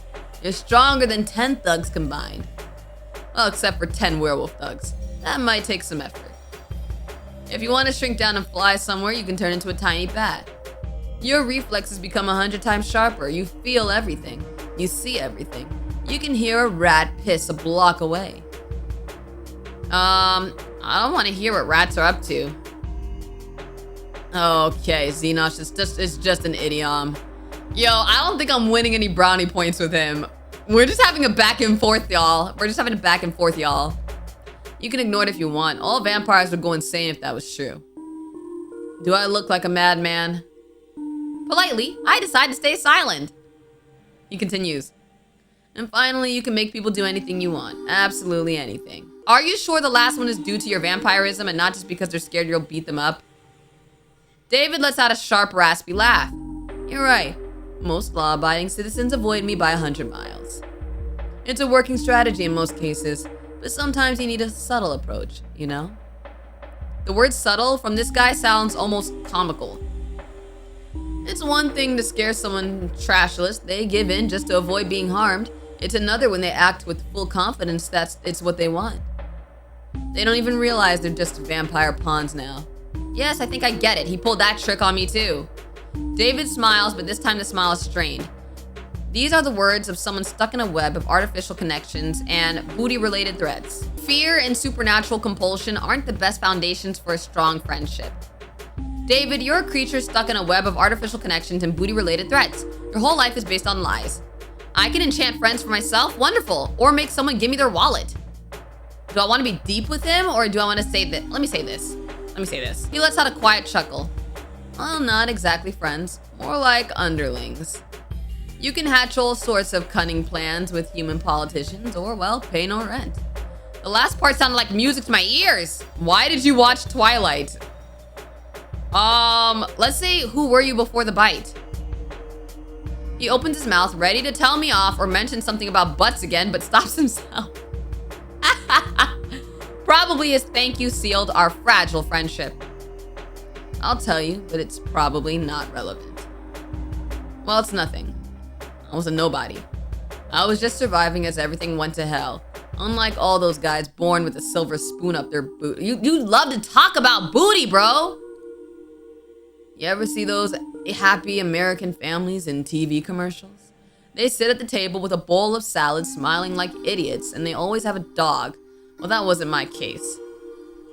My stepdad was a crazy guy who thought the best birthday gift was a smack on the head. He did teach me how to shoot properly, though. I left my family dump early. It's really dumb, but I thought I'd start a band and become a rock star. But as they say, wish in one hand, trash in the other. See which one fills up faster. At first, I worked where I could, then found some guys to do some shady stuff with. There aren't many ways to make a living in the Los Angeles area. Can't exactly work the cash register, right? David jabs again, but without malice. The antisocial environment made him resentful of the middle and upper classes, but it hasn't affected me yet. I wonder why. Yeah, being a gangster would be cool, doing gangster things, riding motorcycles. Hey, working the cashier register isn't so bad. It would be even better without customers like you. No, say riding motorcycles is cool. He lets out a quiet chuckle. Come on, life isn't as fun as it is in TV shows. Mostly we just sold diluted trash to junkies and solved problems. Sometimes, no person, no problem, you know? I preferred the part about motorcycles. That's it, that's the whole story. That's kind of boring. What about you? Oh shoot, this is my chance to come up with something cool or just tell him like it is. I'm a criminal too, the best sniper in my gang. I'm gonna be real, just tell the truth. I have a single parent family and an art degree and no dog. He listens to how I ended up in this dump, about my job search and everything else. I didn't sell drugs in alleys, but it seems we still find some common ground. Got it. You're not in your element. Oops, go back. David truly understands. Neither he nor I wanted to end up where we are. Neither of us know what to do next. We both love cheap noodles, but he can't eat them anymore. I win. You must be tired of those draw me requests, right? I would draw you. Oh, like a French girl? He tries to look nonchalant, but his eyes show he's interested. Go ahead. I love beautiful doodles. He says the word doodles with such strange tenderness that it sounds more like a compliment than an insult. I pick up a pencil. Draw something funny. Draw him as he is. Somehow I feel like that would he appreciate like an actual drawing or something funny? I'm gonna draw him as he is. Wow, what a face. I almost forgot what I look like. Bags under my eyes like a junkie. Actually, wait, let's go back. Let's see if we draw something funny. What does he do? He stares at it for a few seconds, then starts laughing. That's disgusting. Bro, this drawing is funny. Spot on. The smile especially turned out well. Awesome, thanks. I'll take it and hang it somewhere. I like this one better. I like that one better. Hopefully in the coffin where he sleeps. I can do something too. David takes the pencil from me and with deep concentration, almost sticking out his tongue, scribbles something. Oh wait, that's actually good. A few minutes later, a drawing appears before me. I never would have thought this guy was capable of that. You draw better than me and I have an education. I say mine's cooler. No doubt, Picasso. He even knows the names of famous artists. He's definitely hiding something from me. I was into it a bit when I was a kid. Comics, all that stuff, nothing serious. I take the drawing for myself. All right, where were we? David looks at me expectantly. Why did you watch Twilight? I have no idea what you're talking about. I don't watch that emo trash. Okay, sure, buddy. I hold a dramatic pause. David looks like a cornered animal. He stares at the floor, then the ceiling, anywhere at me. Was this always here? What is this? Finally, he lets out a loud sigh, filled with disappointment and embarrassment. Fine, dang it. All right, I watched everything. All Twilight movies, watched The Lost Boys, Interview with the Vampire, Blade. He watched every single vampire movie. The idiot who bit me didn't explain anything beyond the basics, like don't go into the sun, you little punk. I thought maybe these stupid movies had a clue, you know? Hidden in all that silly romance and melodrama. Most of it turned out to be BS. I read legends, searched for info online. As you can imagine, all supernatural beings try not to give themselves away, but sometimes you still stumble upon bits and pieces. Or crazies. One or the other. My favorite, by the way, was From Dusk Till Dawn. Too bad vampires don't explode in real life. You still haven't told me if you sparkle like Edward Cullen in the sun, though. He takes a deep, ragged breath. No, we don't sparkle. Want to know what happens if I step into the sun? I catch fire in the sun, as if someone poured gasoline on me and lit a match. Cool. You want to know what that smells like? Like fried chicken. It's a nasty, excruciating final death. Very brutal. Imagine the smell and slowly lick your lips. Hot men. Shake your head. Terrible. However, let me ask you one more thing. I'm gonna say, hot men. Oh, he didn't like that. What the heck is wrong with you? Okay, David has clearly dealt with violence, drugs, and monsters. But a cashier craving fried vampire is clearly too much for him. You know, I've seen a lot of trash in my life, but this is the first time I see something like this. Do you have some kind of necro barbecue? No, don't answer me. I don't want to know. I'll just pretend I didn't hear anything. I feel like he doesn't get a joke sometimes. I feel like he literally is like, the joke goes over his head. All right. You know what? I'm ready to tell you my decision. Excellent. He leans in a little closer when suddenly we hear a wolf howling. Wait, what? Bro, I'm crying. I don't even have time to blink before David vanishes. Now he's a little bat hiding behind the counter. That is so funny. Listen up. Don't say anything about me. Sit tight and behave or you'll feel incredibly trashy. Trust me, if you rat me out to that mutt, I'll find a way to get out and twist your head off. I'm surprised you didn't say anything about booty.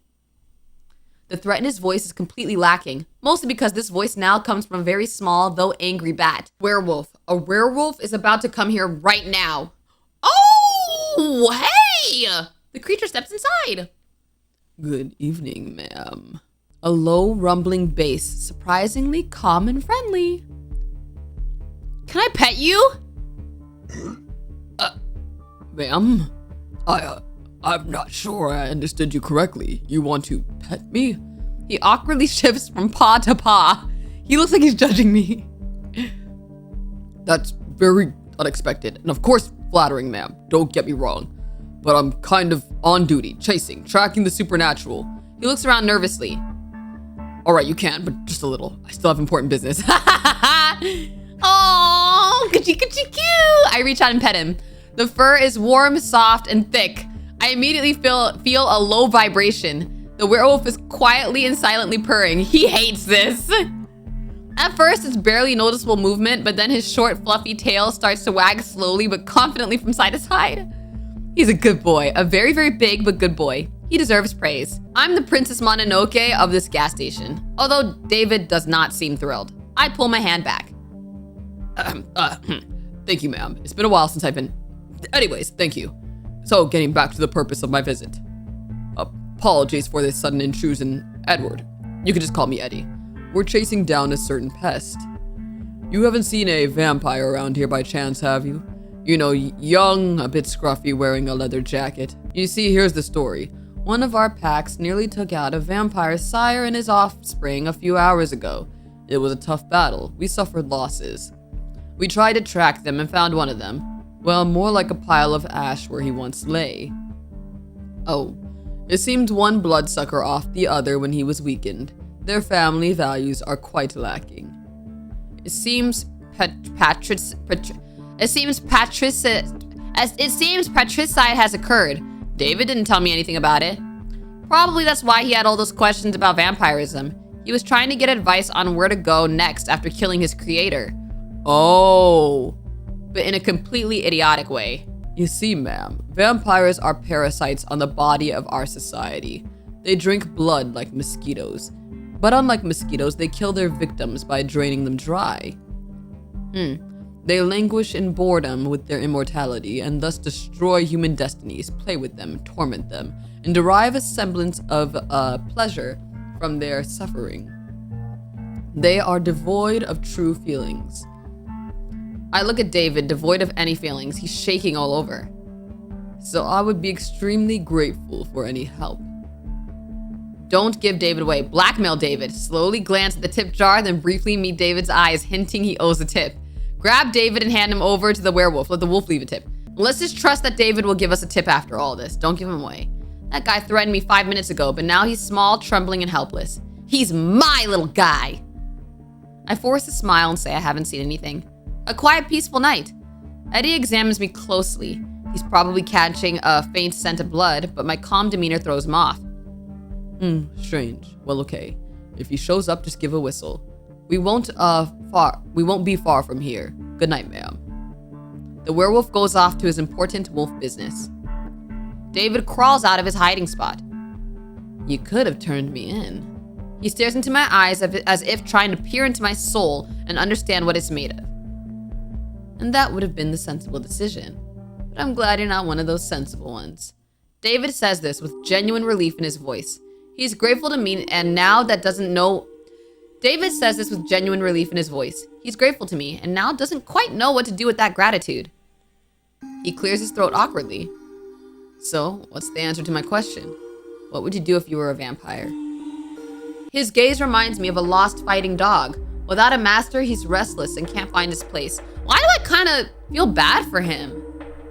Like, it was kind of probably against his will to become a vampire. What an advisor he picked. May the Lord help him. I take everything life has to offer. Travel, entertainment, new experiences. The world is full of wonders, and when you're immortal, all doors are open to you. I just surf the internet, decay and rot. Nothing would change. One could enslave humanity, or at least one neighborhood in the city. You could learn so many things, read so many books, even learn to play the saxophone. I'm gonna say the first one. He chuckles. Oh, still waters run deep and all that. Pity the road of adventure led you to a stinky gas station. Maybe you're right. The world isn't limited to this lousy town. He says this quietly, almost to himself, looking out the window at the dark, empty highway. As if he's just remembered there's something beyond his cage of alleyways and gangland showdowns. Here for future adventures. Oh! Thanks, David! David is about to turn around and leave when he suddenly stops. He pulls a crumpled piece of paper from his pocket, scribbles a number on it, and leaves it on the table next to my hand. But just as I reach for it, his hand covers mine, pressing it to the table. I don't think that the gesture's gonna like this. His skin feels cold, rough from barely visible scars and blisters. This grave-like chill sharply contrasts with the warmth of my own hand. I feel a slight tingling, like static electricity. Call me if you need a ride from work. I've got a couple of ideas for what we could do before dawn. See ya. David says goodbye and leaves. The gas station sinks into absolute silence. I wonder if at the end of this, I literally get to choose who to go home with. Well, that was quite an interesting encounter. I really could have turned him in, but I didn't want to. Hang the drawing on the wall. Do nothing with it. Hang it on the wall. For someone obsessed with booty-related threats, surprisingly, his hands are quite skilled. Now I also have a date invitation from a guy who wanted to make me his dinner half an hour ago. I don't know what's worse, this or the offer to go home in a bone carriage. Though something tells me that if I accept, I might not return home at all. I survived another visitor. It seems I'm starting to get used to this job. Wiping off the sticky residue, hoping it was just spilled soda from the counter, I suddenly hear the crunch of gravel outside. Hooves? Oh! This is definitely not another vampire. The stranger leans against the counter, trying to look casual, but the way his tail twitches betrays his nervous tension. What are you here for? What's up with you, bruh? What are you? A demon? I think he literally is a demon. Hi. What's a good voice for him? British? Hi there. Hello there. Hello, babe. What? My name is Victor. Aren't your parents pirates by any chance? Is he about to try to do a pickup line? Is he about to try a pickup line? Frown at him, waiting for him to finally say what he's gonna buy. No, sir, my parents are not pirates. Are your parents farmers by any chance? You mean, are they rich pirates who would could pay a ransom for me if you kidnap me? Please, sir, don't. I'm gonna say, are your parents farmers by any chance? I took his awkward attempt at flirting and made it my own. Now I'm the captain of this ship, since I am a true descendant of pirates. Victor nervously taps his hoof on the floor. No? Then where did they get such a sweet peach? Aha! Aha! His face instantly lights up. So much so that even his ears are smoking, it seems. Thank you. He shuffles his foot. I literally flipped the script on him.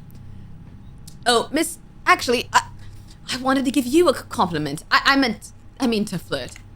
Victor makes vague gestures with his hands as if trying to describe a complex mechanism that just exploded.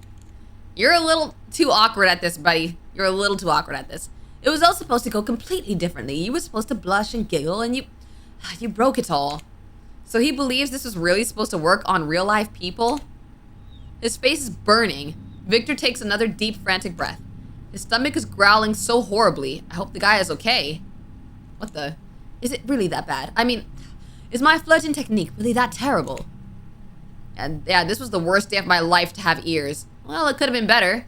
Awkwardness is a great style. I liked it. Don't worry, it's cute. This might have been the best compliment he's ever heard in his life. Probably the only one. You liked it. His voice mixes surprise, disbelief, and a shy glimmer of joy. Oh, he's too cute. He's too cute.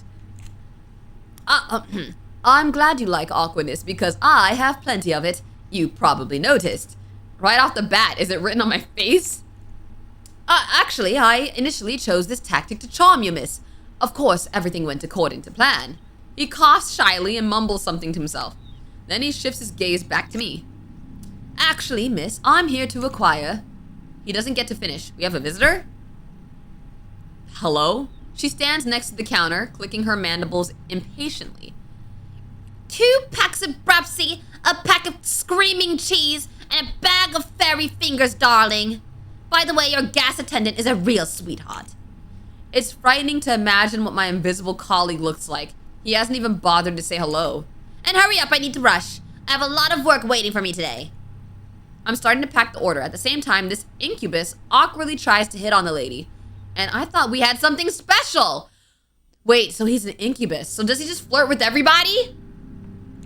Apparently, the failed Casanova decided to try his luck on a new victim. Wow, you seem so busy and cool, ma'am. And you must have a very wonderful job. She starts clicking her mandibles energetically, producing a buzzing sound that vaguely resembles laughter. Wonderful? Oh yes, wonderful. Wonderful for those who don't like to eat, sleep, or see their children grow. Okay. Really, the best job in all 9 worlds. Speaking of children. Victor barely recovers from her sarcasm when the lady immediately pulls a wallet out of her bag and unfolds it. Oh, over and over again. Oh, how many kids does she have? It seemed endless. This is Goo Goo. He has his father's mandibles. Victor gazes into the abyss, and the abyss gazes back, revealing baby pictures. The seduction attempt has failed. Again. Like any mother, Lady Mantis loved her children and considered it her sacred duty to tell every passing incubus about them.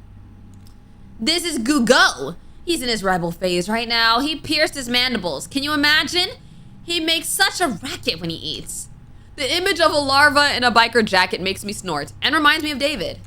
And this is Gigi and Gaga. They are still larvae, but already are so talented. What talents can larvae have?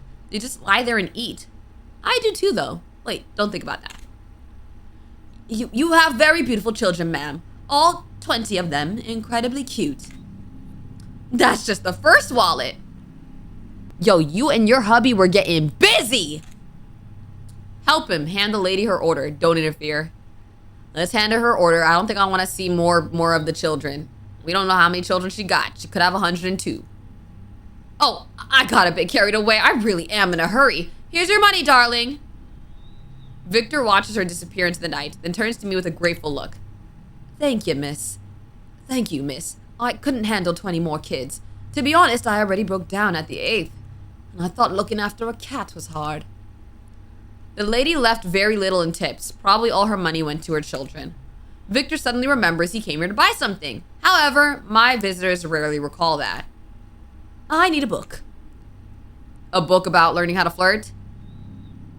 Shouldn't it come naturally to you? You know? Victor scans my stinking supernatural realm of discount rot and chocolate bars. It's a guide for, well, you know, succubi and incubi. I can't remember what it's called, but I've definitely heard something about it. Could you take a look?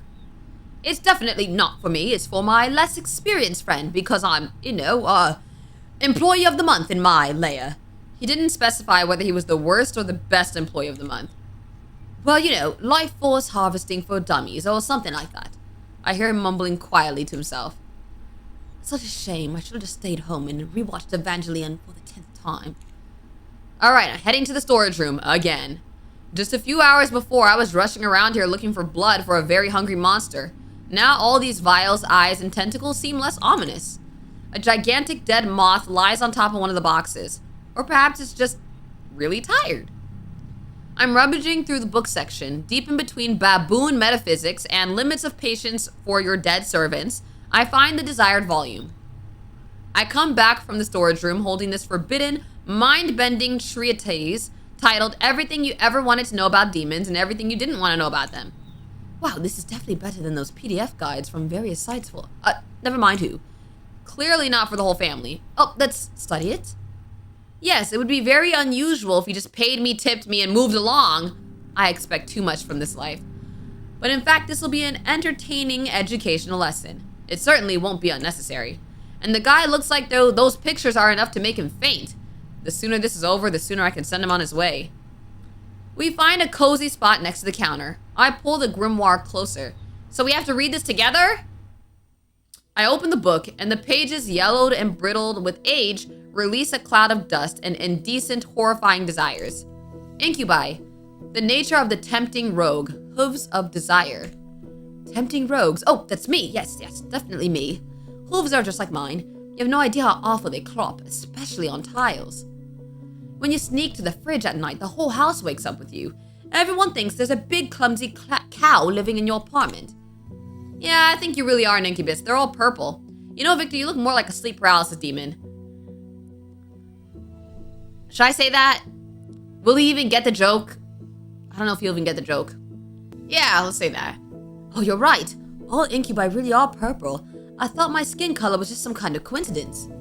You know, like when you create a character in a video game and just spin the color wheel until you stumble upon something weird. He gives me a cautious look, as if not entirely sure about the coolness of his purple hue. Purple's a lame color. I hate eggplants. I love the color purple. Too bad I'm not purple. Shrug. I know what you mean. When I was created, someone also spun the wheel. By the way, I was created in Spore. Sure. He lets out a quiet, soft chuckle. Spore? Seriously? I know it's a self-deprecating joke, but by the way, it really has an awesome creature maker. I love the mating dances in that game. Maybe I should have taken a couple for my profession. And by the way, you can make beautiful creatures in Spore too, even with symmetrical limbs. I don't know what Spore is. Is that a game? It seems like that was a compliment to me. I am very symmetrical. Victor turns his attention back to the book and runs his clawed finger down the lines. Incubi. Appreciators of the vibrant hues of the soul. They draw power not from blood or life force, but from the pure potent energy of mortal emotions. And although a refined banquet or bouquet of positive emotions is the preferred ambrosia, what a fancy word, a practitioner can also sustain themselves with more coarse, fickle energies of negativity. Despair, horrors, and humiliation provide a quick, albeit unpleasant, rush of power. It's no wonder that now, after an argument with someone in the comments, I feel like I've eaten a few raisins. Oh, so he literally, when he's hungry, he needs to feed on the emotions of others. So it could be love, it could be hate, it could be annoyance, anything like that. Judging by the expression on his face, he clearly isn't cut out for horrors and humiliations. His limit is probably arguing on 4chan, also a kind of source of horrors and humiliations, but still it's a bit different. An incubus can, albeit less effectively, form a symbiotic connection by feeding off a single consenting mortal vessel. The mortal vessel, in turn, can absorb some of the power from the incubus, among other things, their immortality. Wow, sounds like a decent deal. I certainly always have plenty of emotions, mostly hatred for the fact that to earn money you have to work.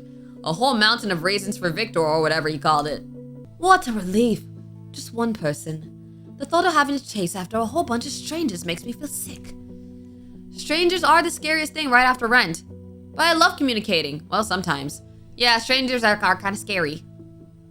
Yeah, I totally understand you. It's probably even harder to deal with clients like me. Communication is already a horror show in itself, and then you add a literal horror with vampires and ghosts. Just a nightmare. He really looks at me with sympathy. He feels sorry for me. I don't even know how to react to that. Trying to understand what people want from you is quite the challenge. It's like trying to play a game with its rules changing every 5 seconds. And someone has completely turned off your screen, and you're paralyzed. Basically, yeah, I completely get you. Victor flips through the grimoire, reading the chapter titles. Techniques of rogue seduction, juicy emotional juices, using lascivious energies for thaumaturgical purposes. I don't even want to know. I just want to not starve without energy and maybe pay my rent. I don't need to be the lusty cousin of Dr. Strange. His finger finally jabs at a random chapter title somewhere in the middle. Love letters. It seems completely and irrevocably outdated, especially that part about carrier pigeon colors. Yeah, I'm not gonna lie to you. They need to have a chapter on texting. Love letters? Who writes love letters anymore?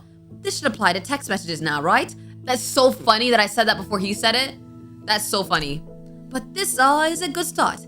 Let's work on this before moving on to more complex seduction methods. He pulls out a pen from somewhere, a cheap ballpoint with a little anime cat charm on the end. I hand him a grease-stained napkin, like everything in this rotten place. The book says to convey aching adoration and a hint of forbidden desire.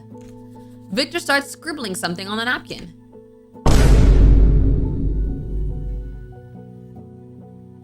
Wow, I am so rizzed.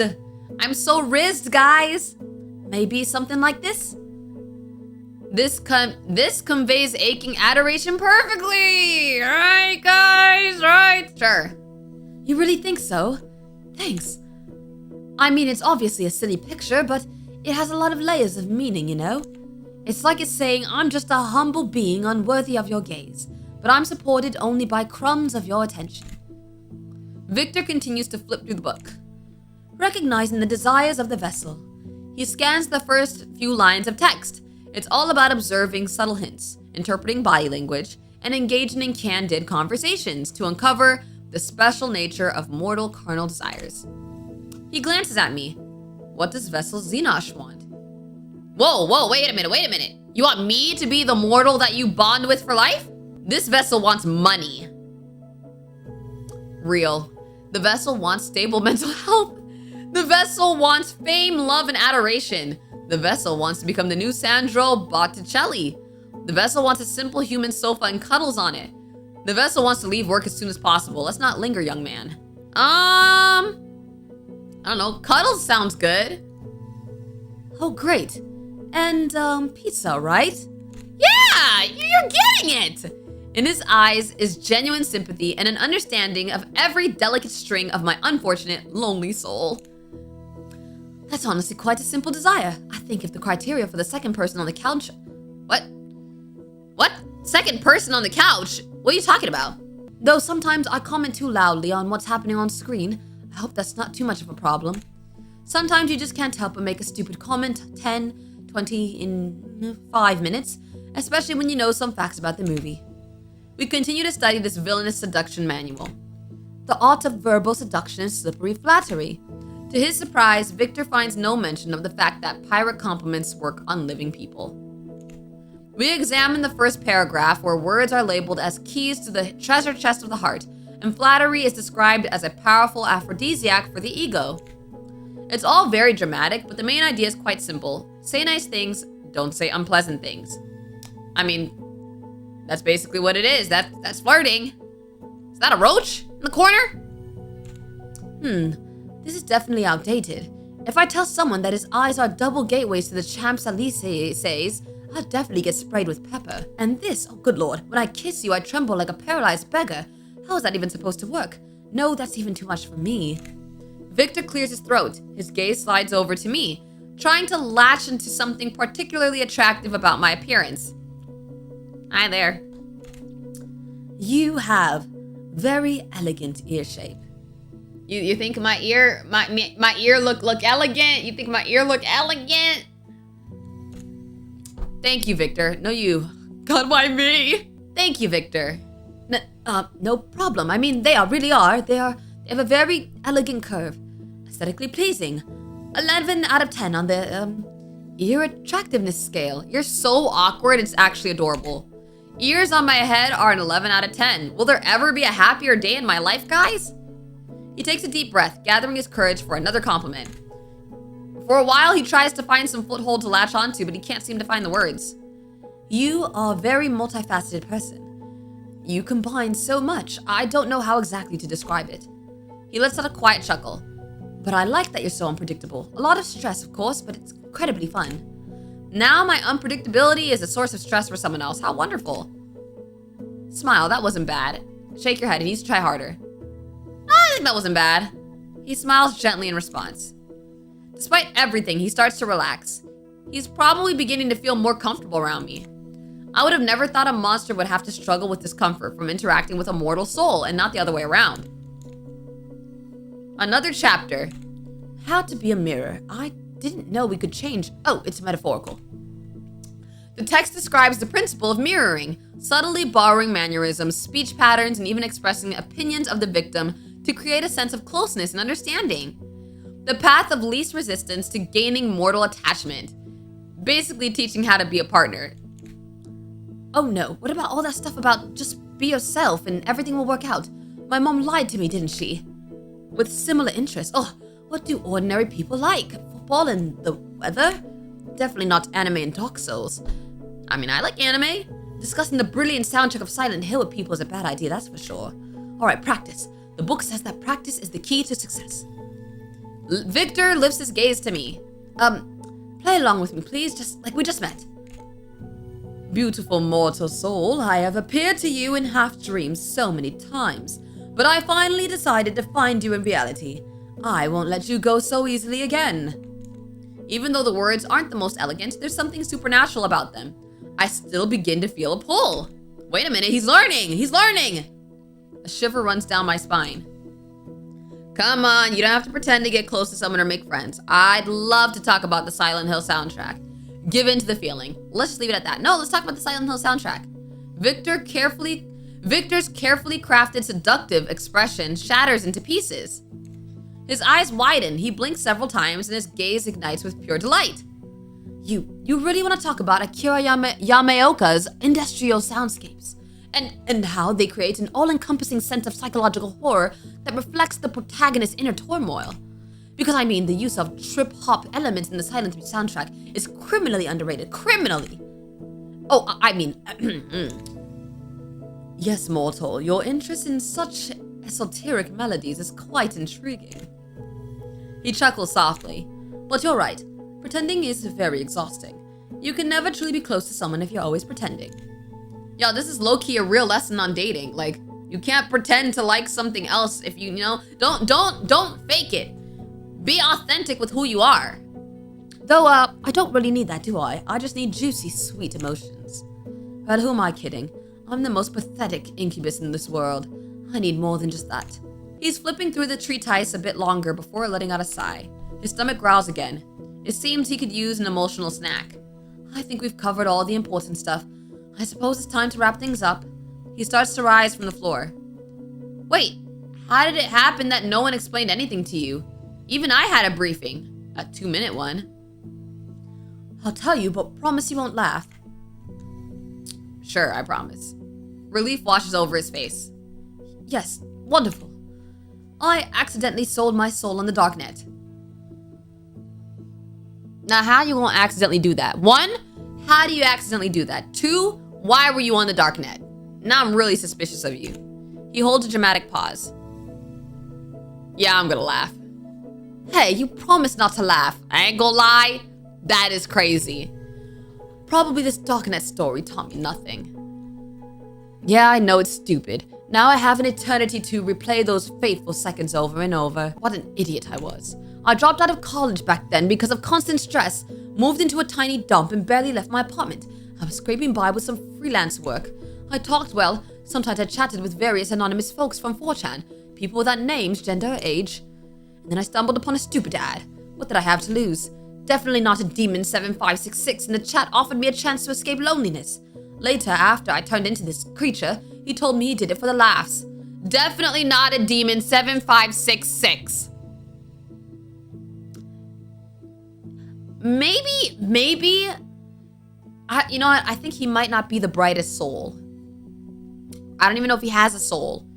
But when he did have a soul, I don't think he was the brightest. He left no instructions, just wrote "get good" in the chat and deleted all contacts. Okay. He was curious to see if I could handle it. His chance to escape loneliness turned out to be putting me in an incredibly deadly situation. He lifts his eyes to me. This memory is a fresh wound for him. Before I can even respond, he jumps up from the floor. But I've already wasted enough of your time. He clops his way to the counter. Well, to be honest, I didn't really understand much. Those chapters are so strange. He lets out a quiet chuckle. But you know what? It was great. I haven't had this much fun in a while. I think I even ate properly, finally. Positive energy, I mean. Thanks for the lunch. I'm not sure if I need to pay for that too, but I'll leave some money just in case. His tail twitches awkwardly. I haven't really interacted with people since college killed my will to live. It felt strange not to feel like such an idiot around someone. Thank you very much. Wow, the jar is full now! He tosses some money into the jar, then takes a deep breath and adds, and maybe someday we could, well, hang out together. Not as a lesson, just play some silly games, like friends. Why not as friends? We can make it a date. A date? His tail starts wagging wildly, knocking over 3 bags of chips, a can of soda, and a bottle of Gloomy D. I'm in, of course. I'm ready. He struggles to rein in the flow of enthusiasm and takes a frantic breath. See you then. Goodbye. Bye, Xenosh. Good luck with your shift. It was nice to meet you. The gas station returned to silence, broken only by the hum of refrigerators and my own 2 loud thoughts. So, a crazy god, a vampire thug, and a shy incubus walk into a gas station. Sounds like the start of a really bad joke. My life is now a joke. Just great. I just wanted to pay my bills. I didn't sign up for interdimensional quarrels and therapy sessions for the undead. But on the other hand, I wasn't eaten, and I wasn't turned into a piece of furniture. By the standards of this night, That's a resounding success. I cautiously glanced at the door to Bob's office. There was a low guttural humming, like a giant disgruntled computer tower was working inside. The clock on the wall indicated it was the end of my shift. With a heavy sigh of relief, I began closing up the place. Finally, I walked to the front door, inserted the key into the lock, and was about to turn it when suddenly... Organism. I jumped in place, nearly dropping everything. Organism, your performance has exceeded all of my algorithmic predictions by 47.3%. You're not just an organism, you're an efficient, flawless machine for generating currency. I am feeling an emotion your kind describes as managerial pride. If you keep up the good work, the possibility of receiving a 25-cent bonus will become not just hypothetical, but quite real. Wow, guys, 25 cents. Wow. Go, organism. Restore your energy resources in return for further exploitation. What a relief. He vanished as suddenly as he had appeared, leaving nothing but ringing silence behind. I stood for a few seconds, processing what I'd heard, then I slowly turned the key in the lock. Click. First shift completed. I survived. Now I can do anything, which means... What? Wait. So we can shout for the carriage, we can call David, call Victor, return to the store to Bob, a romantic evening awaits you. What does that mean? What does that mean? We could date Bob? We could date Bob? I ain't gonna lie. I'm gonna call for a carriage. I wanna see what that is. I wanna see. The words escaped my lips before I could think them through. I shouted into the void, expecting at best an echo. But the void answered. From around the corner, with a quiet clatter of hooves on asphalt, it appeared. A carriage crafted from bones polished to a shine, drawn by a pair of horses woven from pure shadows. The carriage door swung open by itself, inviting me inside. How mysterious. I stepped over the threshold, and the world spun into a kaleidoscope of mad colors and sentient frogs. When the whirlwind subsided, I felt myself falling, but instead of a hard landing, I found myself in someone's embrace. Ooh. I knew you would come, my dear. Deeran's voice was velvety and sly. I looked down and realized that my t-shirt and jeans had been replaced by some elegant attire. How old-fashioned of him. The kingdom missed you so much. Every crooked spire of this castle longed for your silhouette. Every mad courier whispered your name, hoping you would return and bring even more chaos to our usual chaos. He looked me in my eyes, and his gaze was a mix of madness, adoration, and the promise of the most unpredictable eternity. Everything. I will give you everything. How about a pet? I can bring you the most beautiful griffin, or better yet, two, so they won't be bored when I take you for rides around our lands. Wait, so am I unfindable to Bob? Will Bob never find me? If one moon bores, you will have three. Or I could get a few garden gnomes and... Oh, I'm getting ahead of myself. Let it be a surprise. Yo, he finna spoil us! He pulls me closer by the waist. His lips almost touch the shell of my ear as he speaks the next words. You will never be sad again. From this moment, sadness for you is just a word in a foreign language. My dear, my queen. And all it took was one night shift at a gas station. That's the end? Wait, okay, we gotta see all the endings. Okay, so that was the ending with Deeran. Let's call David. Maybe it was a bad idea, or maybe it was my best one yet. The creature on the other end informed me in a raspy voice that he'll be here in 10 minutes. And sure enough, soon the roar of a motorcycle shatters the silence of the night. A battered but powerful bike pulls up next to me. Come on, move your behind. Sunrise is soon. His voice sounds gentle. I move my behind and climb into the seat behind him, wrapping my arms around his waist. He lets out a satisfied sigh. By the way, enjoy today's sunrise while you can. I freeze. I know exactly what he means. This could be my last sunrise as a human. Oh, he basically said, I'm turning you into a vampire tonight. Maybe I want to become a vampire, or maybe not. Either way, we're making decisions together now. Sure. He slightly turns his head. The surprise in his eyes is replaced by a brief glimmer of respect. He looks at me like a tamed wolf, like an equal. His hand covers mine, resting on his chest, and gently squeezes it. Okay, boss, whatever you say. Whatever awaits us, eternal wanderings, arguments over who cleans the blood off the dishes today, and the necessity of pretending to be our own descendants, we'll face it together. The motorcycle roars and heads out into the highway. But what I'm wondering is, will Bob let us go? If we go off with the werewolf, will Bob let us go? Werewolf, jester, whoever. Okay, let's call Victor. Victor promises to come faster than the wind. True to his word, when his car pulls into the parking lot, he nearly knocks over a trash bin. My bad. It's an old, well-maintained car, clearly inherited from his grandfather. Inside, it's warm and smells nice. His apartment is exactly as I imagined. A bit cluttered, but cozy. Oh, we play video games together? Wait, this is so cool. And soon I get humiliated by the very first boss. Victor, sitting next to me, laughs. It's not that you're bad at this, as you say. It's just that I'm a nerd with a whole lot of free time. I like that he's a nerd. This one's actually a cool one. I like this ending. His fingers glide effortlessly over the buttons. I feel at ease for the first time in a long time. No fear, no tension. Just two people playing video games. I'm gonna rest my head on his shoulder. He freezes for a second, then a blush appears on his violet cheeks. He coughs awkwardly but doesn't pull away. Instead, he gently leans his head towards mine. Xenosh, you've made me so happy in just one evening, and I'll do everything I can to make you happy. I close my eyes, listening to the quiet clicking of buttons. An incubus partner. My partner's an incubus, and he's better at Souls-like games than I am, for now. Something very interesting is definitely happening with my life. Okay, and now what happens? What happens if we return to the store to Bob?